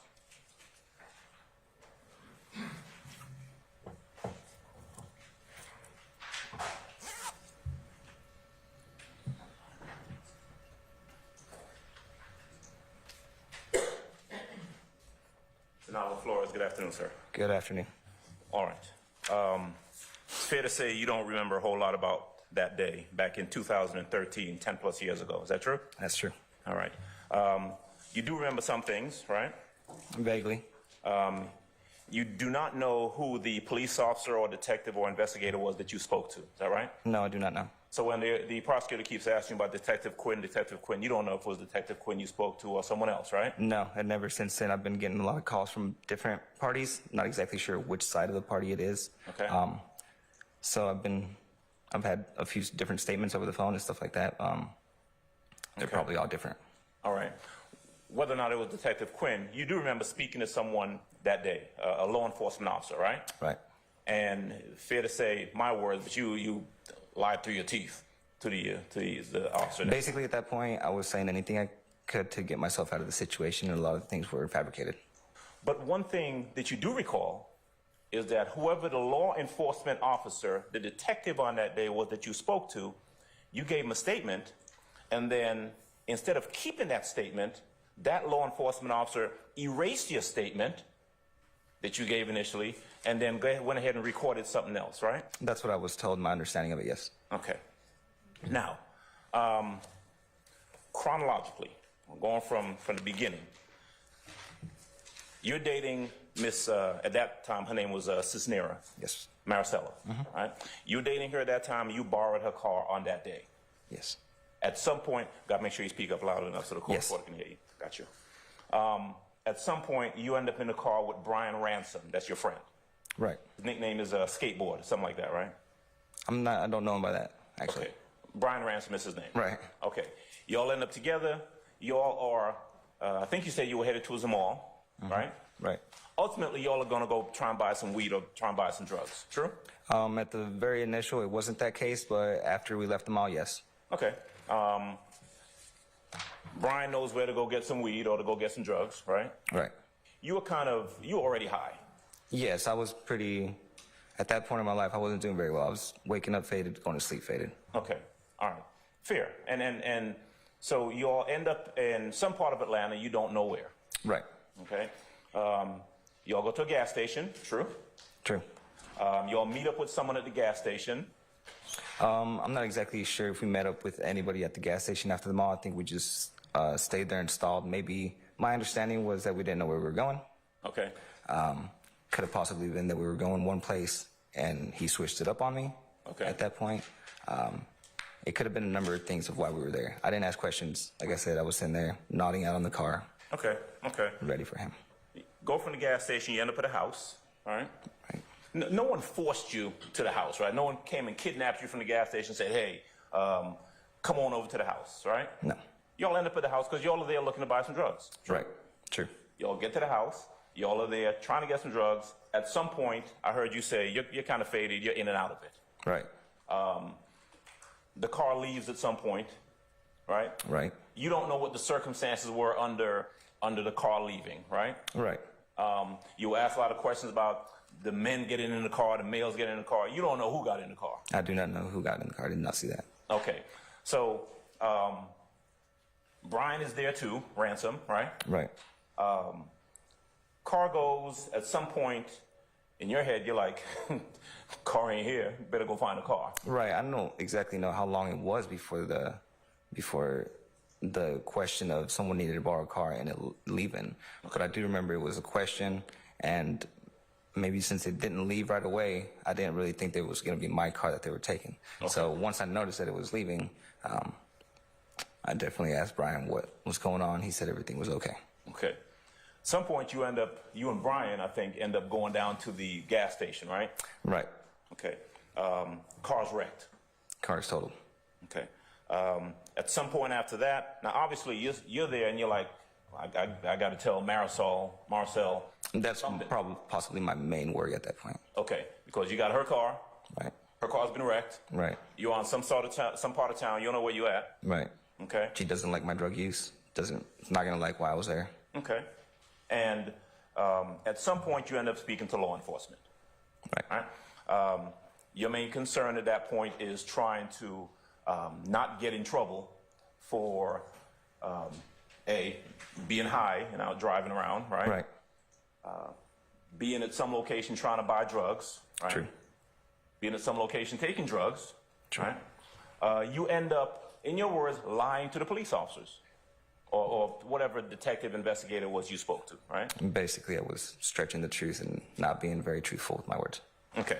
I think you said you were going to tell him anything you could at that point to get out of trouble. At that point, yeah. All right. So whether it was, someone took the car at the gas station, or someone stole the car from some location, or someone took the car from the house, whatever it was you needed to say, you were going to tell law enforcement at that point. True. And you did, all right? True. Okay. Now, at some point, did Maricela have to come and pick you up, or did you make it back up to where she was? No, I think I had called her and she came pick me up in her friend's car. Okay. I think her friend was with her. I want to ask you something about after you spoke to the law enforcement officers, right? By the time you get done talking to them, there's a couple things that you have done. True, you have been out buying drugs, right? Right. And you have given a false statement to the police that they appear to know is false, right? True. Okay. Were you... Objection, Your Honor. Basis. He said that they know What's it's the false. basis? What's the basis? Speculation, Your Honor. Overruled. At any point after, and this is September the 11th of 2013, at any point after that day or after that day, did anyone ever come back and charge you with either purchasing or attempting to purchase or purchasing drugs? No. Did anyone, any APD, detective, investigator, DA, anything, come back and charge you with giving a false statement to the police? No. Anyone ever charge you with any sort of RICO racketeering charge for any of that stuff? No. Basis. Relevance. Overruled.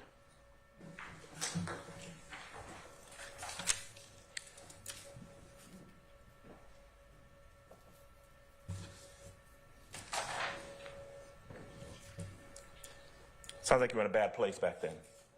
Yes, sir. Things better? A lot, sir. Thankfully. Until this came up again. All right. Listen, I appreciate it. That's all I got. Thank you, Judge. Any other examination? Oh, hold on, Mr. Atkins. Yes, Your Honor. All right. You, Mr. Brown, are very eager today. All right, come on. All right, Mr. Short.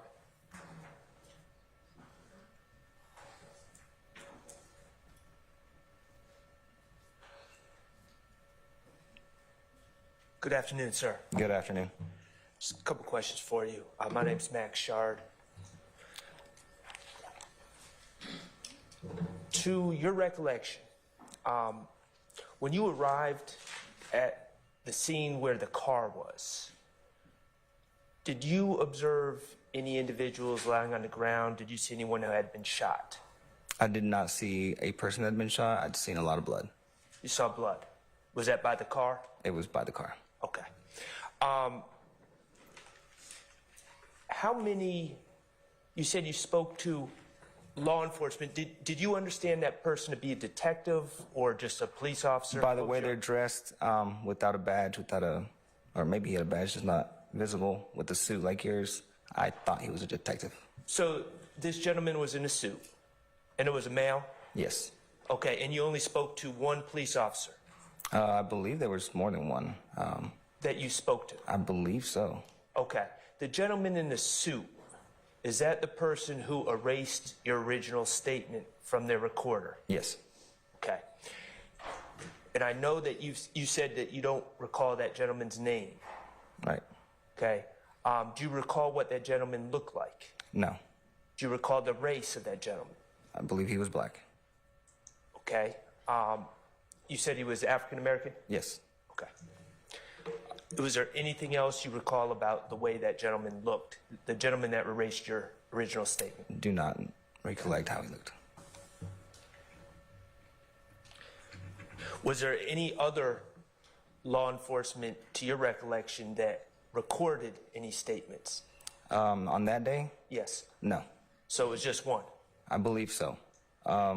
Unless the camera that was there before asking questions, that was part of the news, but it was briefly 2 seconds before the detective got to me and crossed me over the yellow line. And it was the same gentleman that took your statement that erased your original statement? Right. Okay. Thank you. I have nothing further. Anybody else? Mr. Matthews? Good afternoon, sir. Good afternoon. Just one or two questions. You remember when the prosecutors asked you moments ago whether anyone in this courtroom was present when you talked to law enforcement back on that day? Right. You remember saying no, correct? Right. And has anyone in this courtroom pressured you or coerced you to get up here and testify as you have this afternoon? No. Okay, thank you. No further question. Anyone else? All right, redirect. Thank you, Your Honor. Sir, on cross-examination, you were asked that you don't know the circumstances of the car leak. Do you remember that? The circumstances of how I left, right. And on cross, you were asked again, you don't know who got in the car. Right. Remember that? And on cross, you were also asked, you don't know anything about this situation, right? The situation, which situation? You were asked that. Objection, Your Honor. These are all asked and answered. I'm gonna sustain the objection on other grounds, so it's all leading. So he's your witness on redirect. Yes, Your Honor. When you spoke with, what exact location were you at when you spoke with Detective Quinn? I was beside the car. Is that the intersection of Macon Drive and Cleveland, if you know? I do not know. Is your birthday February 10th, 1990? No. What's your birthday? February 2nd, 1990. Did you tell Detective Quinn your birthday was February 10th, 1990? Absolutely not. You didn't lie about your birthday? No, that I did not lie about. And when he started recording, on the recording, Detective Quinn told you he just walked up, right? No, I waved him down because he was walking around the car. There was a yellow tape all the way around it, maybe 30 feet away from it, 40 feet away from it. The whole parking lot of whatever establishment was there that it wrecked into had yellow tape all over it. I stood at the yellow tape, kind of yelled at him a couple of times. He turned around, didn't pay attention, yelled at him again. Said, "That's my car." He came up and asked me the questions. And what was the main reason that you walked up again? Because we were trying to leave the situation and possibly find my car. I was tired of being there, not getting any weed, and my girlfriend had to be picked up soon. So I was hoping that we could do something. Sometimes maybe get to the gas station and ask for a ride from someone just to get back home or something. And did you ever see a wrecker or a tow truck when you were talking with Detective Quinn? No. Did you ever hear the sound of a wrecker or a tow truck when you were talking with Detective Quinn? No. Of an actual tow truck? Something getting the wrecked Nissan up off the ground. No, it was still definitely up against the building. So your testimony today is when you were talking with Detective Quinn, there was no tow truck or wrecker moving that Nissan. No. Do you remember if the detective asked you who you gave the car to? I do not recall what he was asking. Did he ask you that? I don't recall that. And after he asked you that, do you recall what your answer was? I don't recall answering that question. You told him you didn't give the car to anyone except Brian, your friend? I could have made that up as far as giving Brian the car. I didn't let anybody borrow the car. I'm not asking you if what you said you made up or didn't make up. I'm just asking you what you told Detective Quinn on September 11th. I do not recollect what I told him. And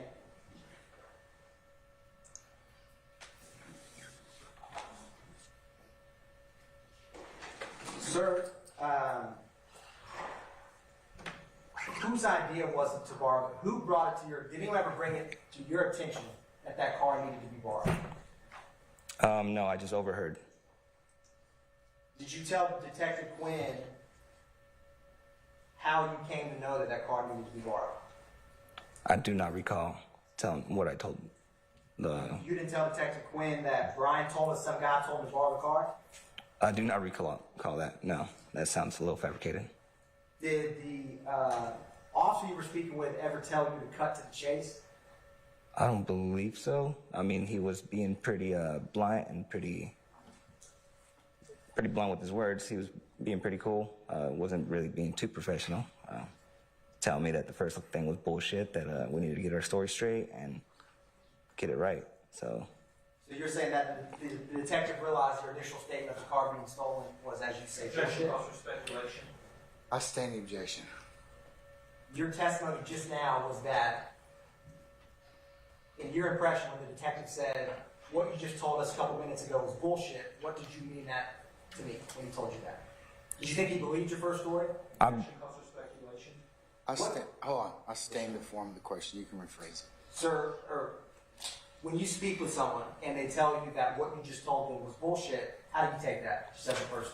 As a person, if I'm lying, I understand that, and I take it as I'm taking bullshit. And if I'm not lying, I say that they're full of bullshit.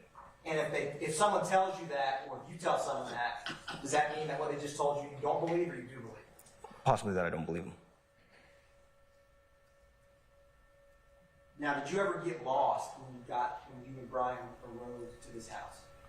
I felt like I was lost the whole time. Did you know any of the street names? No. Did you let Brian Ransom borrow the car? No. Do you recall telling Detective Quinn you entrusted Brian with the car and you let him borrow the car? He never borrowed the car. He was never in the driver's seat of the car. I don't believe I handed him the keys at all. I'm asking you what you told the detective on September. I do not recollect what I told the detective. Did you hand Brian the keys to the 2004 Nissan Altima? No. I believe the keys were in the car. Did you tell Detective Quinn that you gave the keys to Brian? I stand the question. That was Mr. Shard and Mr. Harvey, I believe. Who? Did you ever tell Detective Quinn how short or long one of the male's hair was that entered the Nissan Altima? No. You never told him that? Not to my recollection. And you testified and were asked on cross about when Brian told you it's cool, the people who just took your car. You remember that? Right. He would just tell me the situation was cool. He didn't really explain what was cool about it. And after he told you that, how quickly was it that people got in that car? I couldn't tell you. Maybe 20 minutes, 30 minutes. So your testimony today is Brian says it's cool, don't worry about it, and 20 or 30 minutes passed before people get in the car. Oh, no. The car was already gone whenever he told me it was cool. Do you recall telling Detective Quinn that Brian told you it's cool and then 4 people jumped in the car? I do not recollect that. I did not see anybody jump in the car. And when people got in the car and you realized the car left, was there anyone else at that house? I believe there were still some people left there, yes. Yes, because we stayed there and we still smoked and got even higher. What did y'all smoke? Marijuana. And did you ever tell Detective Quinn if you felt like Brian knew the person he just let borrow the car? Excuse me, one more time? Did you ever tell Detective Quinn that you felt like Brian Ransom knew the people who borrowed your girlfriend's car? The whole time I believed that Brian knew them, yes. And specifically the people who got in the car? I believed he knew everybody. So, not specifically, but I felt like everybody, he knew them. So obviously, yes, I believe that. And was your car being used, was it being used as a favor? I don't know if he actually was doing that favor for them or what. Didn't you tell Detective Quinn, obviously this dude knows this cat, do him a favor? Well, that's what I would assume, yes. So that's what you told Detective Quinn? I don't know if that's what I told Detective Quinn. Had you ever been around the guy that you lent the car to? No. And was the gas station that you first went to, was it nearby or far away from the house? Pretty far away, I believe. I think it was 10, 15 minutes. You didn't tell Detective Quinn that the gas station was somewhere near? Near enough to walk to it. So was it far away or near? Depends what you consider far on walking. Maybe like 20 minutes. And did you ever tell Detective Quinn that you never even went to a gas station? No. You You never told Detective Quinn that? Not to my recollection. Like I said, at that point, I was telling him a lot of lies. And when you first walked in the house, was Brian talking to anyone? I believe he was the only one talking. Did you see any guns in the house? No. Did you see any guns on anyone? No.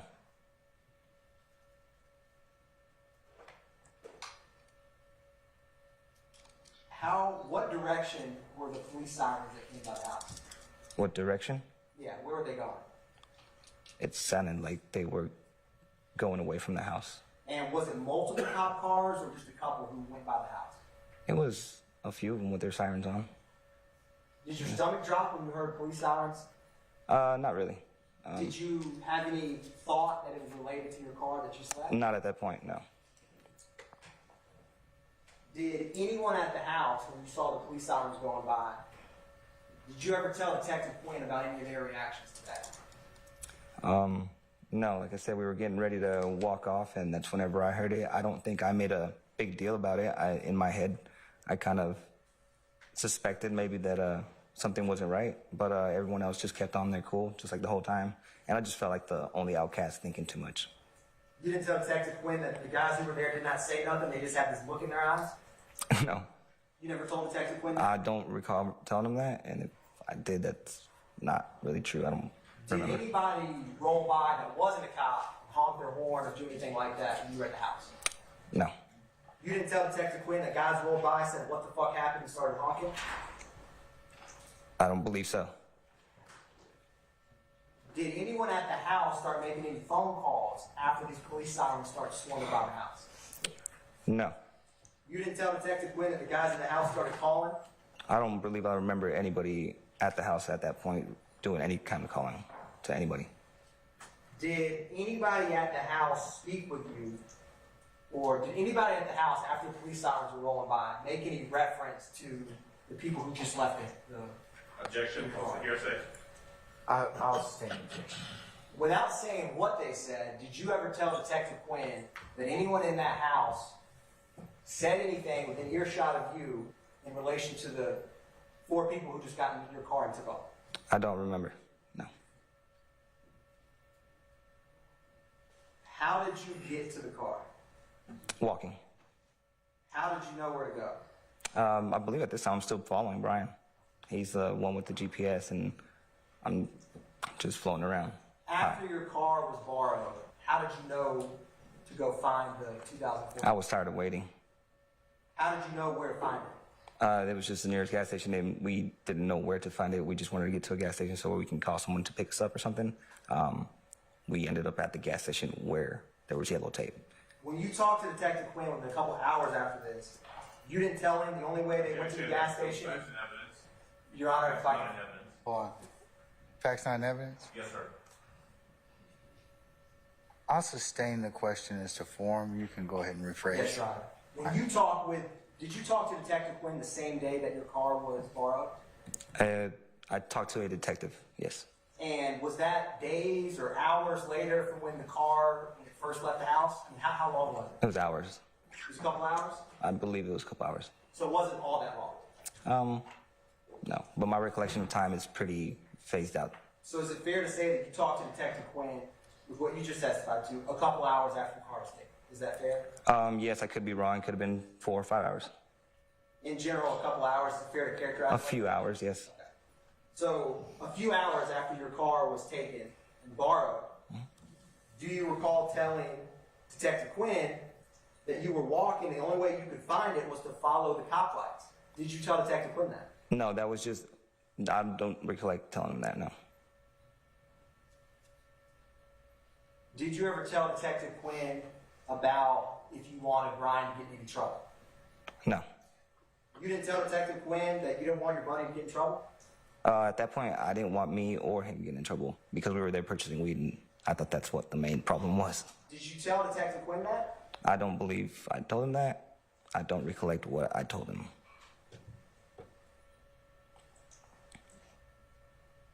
At the very end, when you were speaking with the detective, do you recall what you told him? No, I think at this point I had told 3 different stories.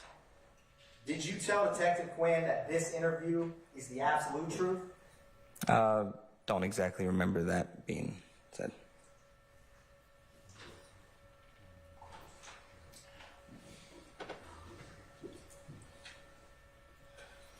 Have you been following this case since you were subpoenaed to testify? No. How did you feel when you got subpoenaed? I felt like it was a jury duty thing. I didn't pay much attention to it. My involvement in this was very small. I thought it could just blow over. And no, I kept getting bothered. My mom kept getting bothered. My brothers were getting bothered.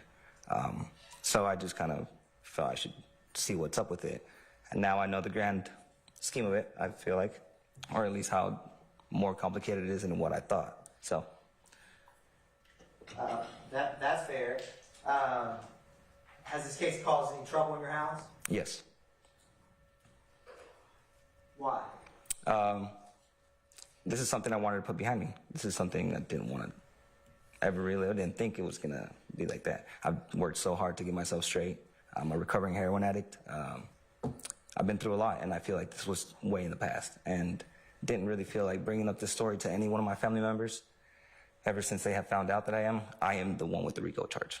So it is very, it's sad, to say the least. Were you ever offered to have anyone from the DA's office come meet with you and talk about that day? I don't exactly know who has been calling and wanting to meet, but there's been very many people, I believe, calling to want to meet for testimonies. Why did you not let them come meet you and talk about it? Because I thought my part in this was very irrelevant. Did they ever ask you if they could meet on Zoom? Don't recall that. Did they ever ask you if they could meet on Microsoft Teams? Don't remember that.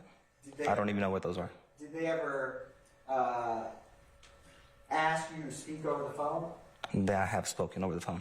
Did they ever ask you to talk about what you remember from that day over the phone? Several times. Did you only want to speak on the day of your testimony? I felt like it wasn't necessary. I didn't, honestly, till this day, didn't think I needed to speak ever. Did you ever say if you got an email, did you have to read it? I don't read emails. That's just. Did you ever get the marijuana that you went to that house to buy? No.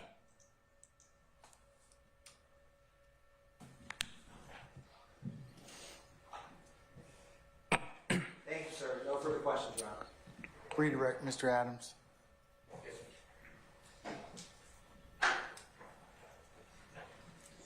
Or recross, I should say. I apologize.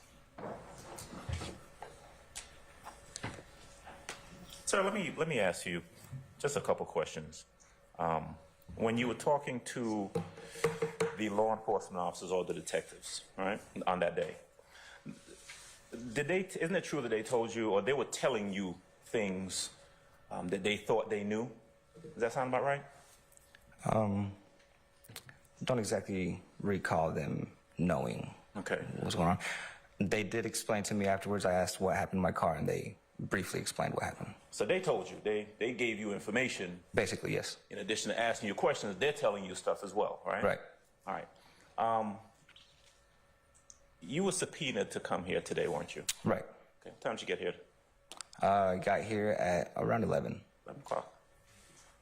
All right. You were subpoenaed, as you understand it, by the district attorney's office, right? Right. Okay. From the time that you got here, did anyone offer to take you upstairs and let you look at your statement, your old statement, or any recordings or anything that you had given from back in 2013? The question was, has anybody...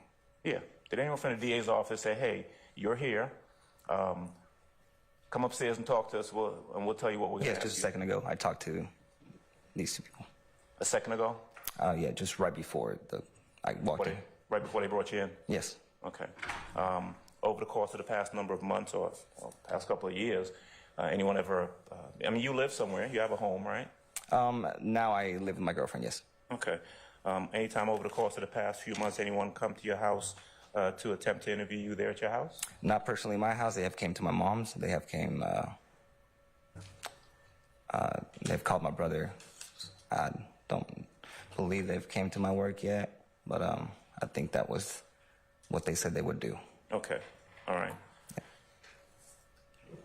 The DA asked you a question a little while ago, right, about whether at the end of your statement interview you said something to the detective or investigator, whoever it was, about whether everything you said is the absolute truth or something like that, right? Right.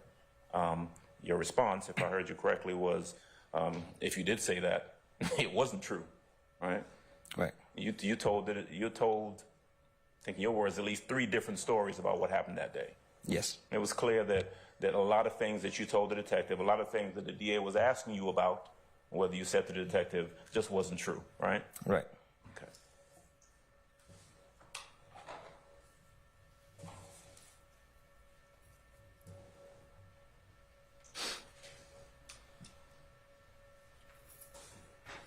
You don't have any idea what happened with the car once it left your presence until you saw it again. You don't know what happened, right? I have no idea. You're not able to tell this jury from any personal knowledge that, hey, this person got in the car or that person got in the car or the car went here or what happened. You don't know anything about that? No, it was just all what I was being told. Yeah. You had the car, and then at some point later on, you saw the car was wrecked, all right? Right. All right. That's all I got. Thank you, sir. Mr. Short, anything? No, Your Honor. All right, Mr. Matthews? No, Your Honor. Thank you. All right. Anything further? Mr. Atkins? No, Your Honor, and this witness can be permanently excused. All right.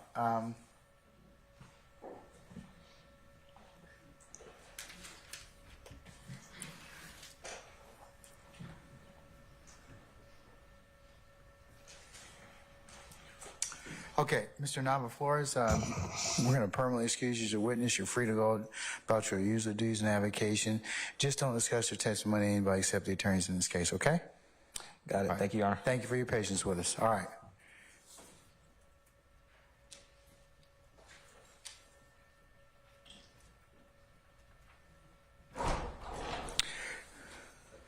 All right. Ladies and gentlemen, given the hour and given what counsel have indicated to me, this might be a natural stopping point for us for the day. So let me go ahead and just kind of recap where we are. So tomorrow, what time are you supposed to be here? 12:30. Okay, and we're going to work a little bit in the afternoon, and then the next time we'll be here will be Monday morning.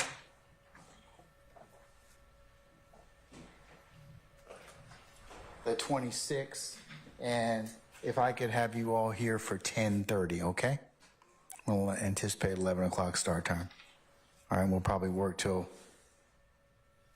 sometime deep in the afternoon, all right? And then I'll kind of give you the breakdown of the days after that. We're still going to be down, as I mentioned, for administrative days from the 5th through the 12th of March, okay? All right. What are your ministerial inquiries of me, ladies and gentlemen? Yeah, bless you. Anyone? The day of the 27th, is that a full day? Say again? The day of February 27th, is that a full day? That's Tuesday. Correct.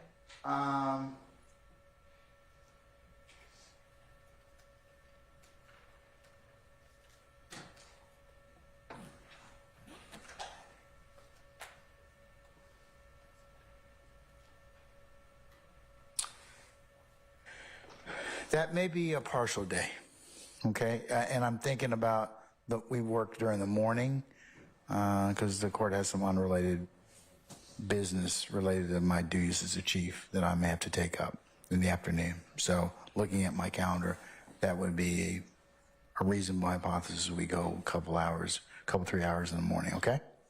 On 27th. Anybody else have any other questions? Anyone? Okay, let's review again. Leave your notepads in the basket, take a sticker. Please do not discuss anything that we have talked about or you've heard in open court because, of course, you have not been given the instructions by the court, so it would be error for you to, or for it to be a violation of this court's admonition for you to go ahead and do that. Do not discuss the matter as you're going to wherever it is and how you're traveling to and from the courthouse. Don't talk to it about the case with your relatives, friends, and well-wishers. Do not go on any third-party sites or listen to any news accounts or any other reviews of this particular case. This is going on because remember what I told you. You can't consider those sources. You can only consider what's being presented in this courtroom. If anybody should try and talk with you, reach out to you, otherwise contact you, of course you would let Sergeant Ingram and myself know immediately. Okay? And again, ladies and gentlemen, I can't thank you enough for your patience and your flexibility with us. And I say that on behalf of all of our advocates and parties. Okay? Unless you have anything else? Anyone? Going once? Twice? All right. So tomorrow morning, ladies and gentlemen,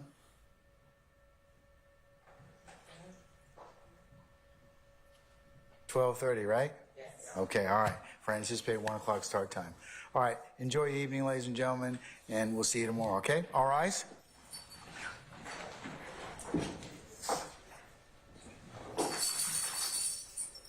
Where are you going?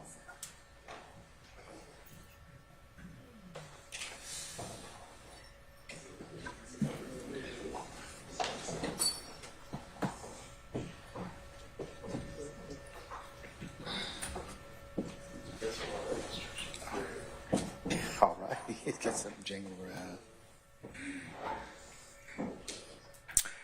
All right, ladies and gentlemen, please be seated. Our jury has left us. All right, anything I need to be made aware of or take up before I recess you all for the afternoon? Yes, Mr. Adams. No. I thought you had said previously that we were going to be off on the 27th, a half day. Was I wrong about that? Can you come back here? You're all alone. No, I don't believe I've gone that far as that yet, at least that day in terms of telling you what I was going to do, but it would probably be sufficient that we will probably start take a couple hours of testimony. I would say probably between 9 and around 11:30, and then we probably recess for the rest of the day. So I can take up some other things or motions depending upon that time, okay? All right, thank you. All right. Anybody else? Your Honor, as it relates to the open records requests, we are working on those. I wanted to give the court an update that, Thank you. yes, and I wanted to make sure that the court was aware that we are working on those right now as we speak and have been since we left the court yesterday. So we will give the court and the parties the most current update we have after we are able to confer with our team after we leave the court's presence in a few moments. What now?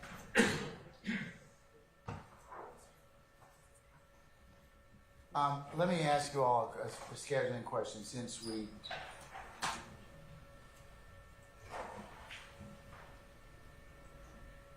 the 27th, we're going to be here a couple of hours. Do you have motions or other matters we can take up? Yes, sir. All right, why don't we? Well, go ahead, sir. What do we have that we can take up for a couple of hours on that morning? Because then I can recess or I can give our jurors that particular period off.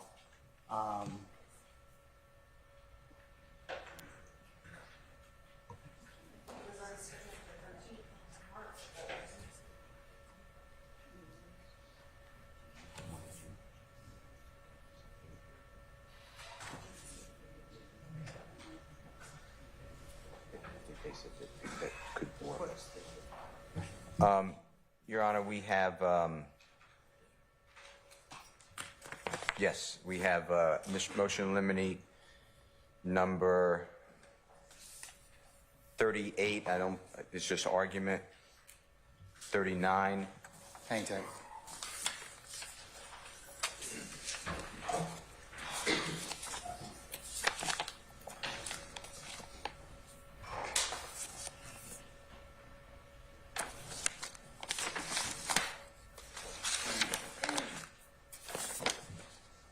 Okay, 38. Yes, sir. 38, 39, 41. Those are the ones I'm showing right now, sir. For Mr. Williams. None of them, though, is any witness, so, you know, it's just, I don't believe that they're going to take a tremendous amount of time. Maybe an hour total, but I'm, you know, just estimating, and you've told me, and other people have told me I do not do time very well. Now, none of you all estimate time very well. Whatever lawyers tell me, I double at a minimum. Mr. Brown told me 20 minutes for a certain witness, and we took 2 hours. So, you know, my confidence is low on attorney estimation time. All right. However I say that. Okay.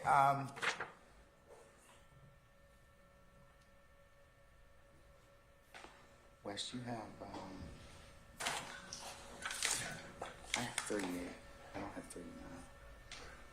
Okay, fine. And then, okay, so Mr. Williams has 38, 39, 41, and then also there is a motion for production of supposed visitation. That was done, sir. It's done? That was correct. To my knowledge, that was satisfied by the city. All right, can we produce an order and Ms. Love or Ms. Hilton saying that's been done? Yes, Your Honor. All right, thank you.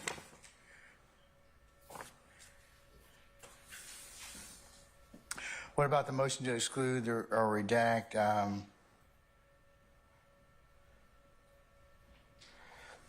Mr. Winfrey's conviction? That's true. We need to argue that one if the state intends to put that in evidence. I assume they do, but I guess I don't know. I also, yeah, is that the state's pleasure at this point in time, or do I need to We defer? do need to be heard on that because we don't intend to redact. Okay, all right. What about, so we'll hear that. And what about the motion for notes recordings for Mr. Derek Wise? Your Honor, we can respond to that because there are none, but we can respond on Okay. that. All right. So I'll try and take up as many of those things starting at,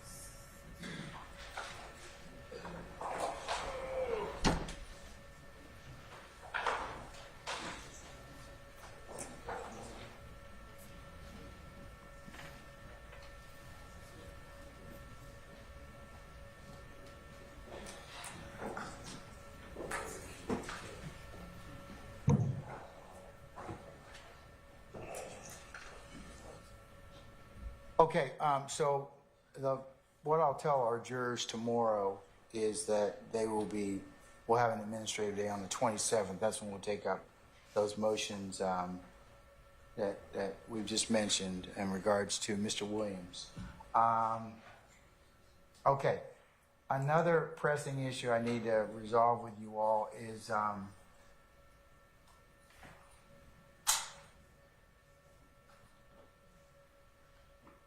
our juror issued juror, I believe, 204.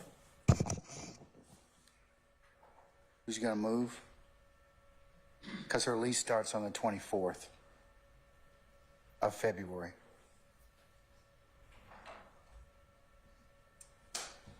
So have you all found any other case law or any other authority that I may be able to consider?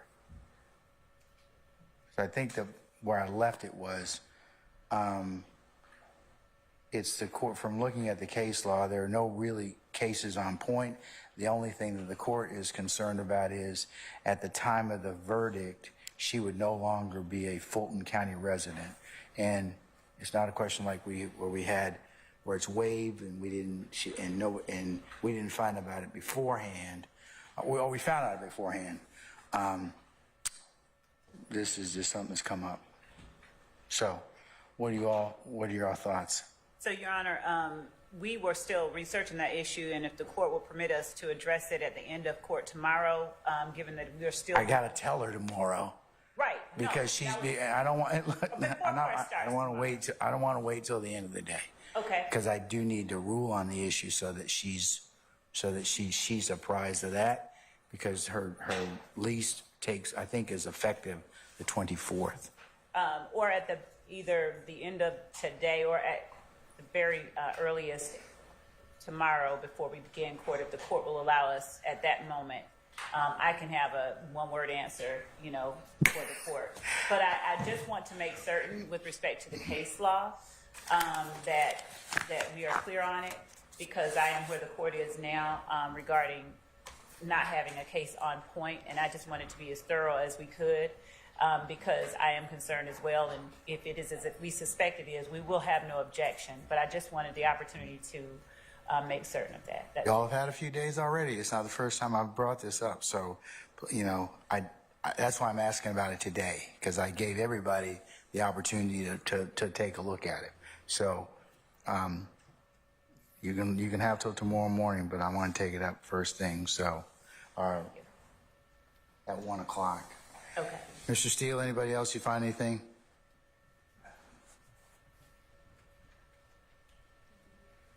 Your Honor, I could give you the case, but all the cases, what I told you, we're not waiving any issue, and that's always what comes up in the appellate court. So, I'm being up front with the court. I'm not waiving it.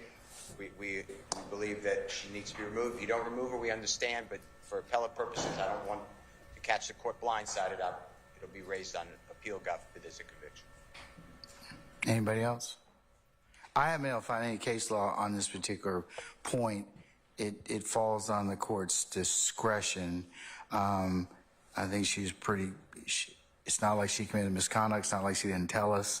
So, and it's just the eventuality that came up some 10 months later after she said, well, I'm thinking about moving. So. And to be clear, we don't find any case law, we are not going to be objecting. I just wanted to, I just want to know if you all found anything else, because of course my preference would be to have her stay, but I don't, she got a First Amendment right to move where she wants to, and I can't kind of abridge that, but. We'll have some. But my ultimate concern is whether or not if and when there is a verdict that she's not lawfully a resident of our county. And that's where I think the challenge would lie. I don't know what an appellate court would do or later, depending upon circumstances, but I just have to kind of think about that.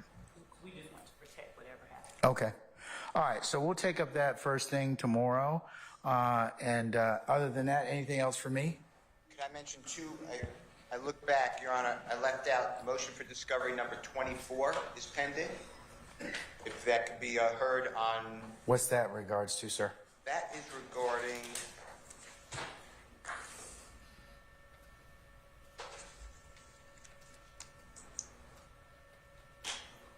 that's the January 10th is the 2015 is the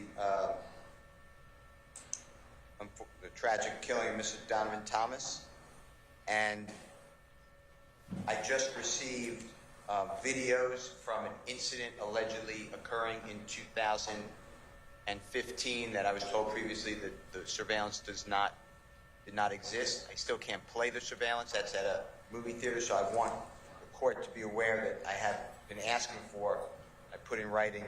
I want the videos. I think it's totally exculpatory from the McDonald's on Cleveland Avenue, as well as any street video traffic. Is that the, okay, that you said that's Williams 24? Yeah, yes, discovery, motion for discovery 24. Then, Your Honor, there's also a motion to redact Mr. Williams' July 15, 2015 statement from the police, and you admitted it over my objection, so I'll say on my objection, but Your Honor, there are comments in there by Detective Racy and Detective Cunningham with Mr. Williams that the police were searched Mr. Williams' home that day. That search and the evidence that were found in that search has been suppressed previously, as well as in this court. So I just want the redaction, and I could show the state where those areas are. If they don't disagree with otherwise, we have to come to the court. And then the third motion that I just saw is motion limit number 40. I don't believe I said that to the court earlier, and if we could argue that if there's time. That's short also. And that deals with jail calls, if the state is going to introduce jail calls that they state are admissible of people who are not here or people who are here. And if the court over objection allows those statements of the people who are here or alleged co-conspirators over objection, the people they're speaking with are adding a lot of information. I understand the rule of completeness, but there's a lot that has to, I don't know which exact jail calls the state may want to introduce, but I'd like to give them a heads up that beforehand I will be objecting to any third party, because it can't further, if it doesn't further the conspiracy, it should not come in anyway. I hope I'm making myself clear. That's the additional motion that I failed to bring up earlier. And I don't know if the state wants to get together with me first giving what I believe should be excluded in the Detective Racy, Agent Cunningham, Mr. Williams' statement. If that helps, I could do that. Otherwise, we can just do it in court. But if it's out of court better, maybe we should do it. And then come to the court. Hold on one second, Ms. Love.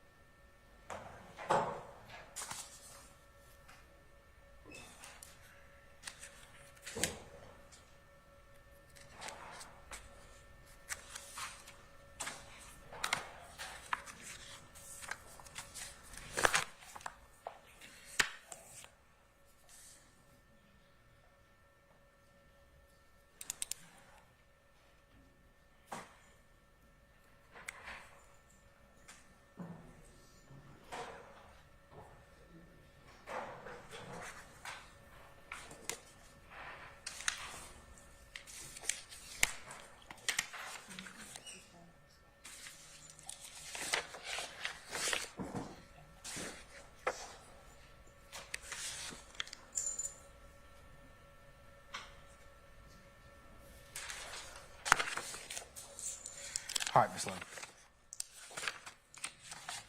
Judge, of course, with respect to the offer from Mr. Steele to get together and let him provide to us those portions that he feels should be excluded or redacted, we certainly think that that would be a good use of our time outside the court presence of the court. So we'd ask that, yes, Mr. Steele send over to us those portions that he believes should be redacted so that we can efficiently litigate that before Your Honor if necessary. As his statements regarding his motion for discovery, Number 24. number 24, we can argue that before Your Honor on Tuesday, as he's been apprised of the status of that many times, but we will gladly argue that before Your Honor on And Tuesday. then, depending upon how much time and where we are, Mr. Williams' motion number 40, in regards to his statement, we can take that up if we have enough time. If not, I'll schedule it for another admin day, okay? Yes, thank you. All right. Okay, anything else? Okay. All right, folks. And I will see you all tomorrow at 12:30, okay? All right. Be well. All right, take care. We're in recess.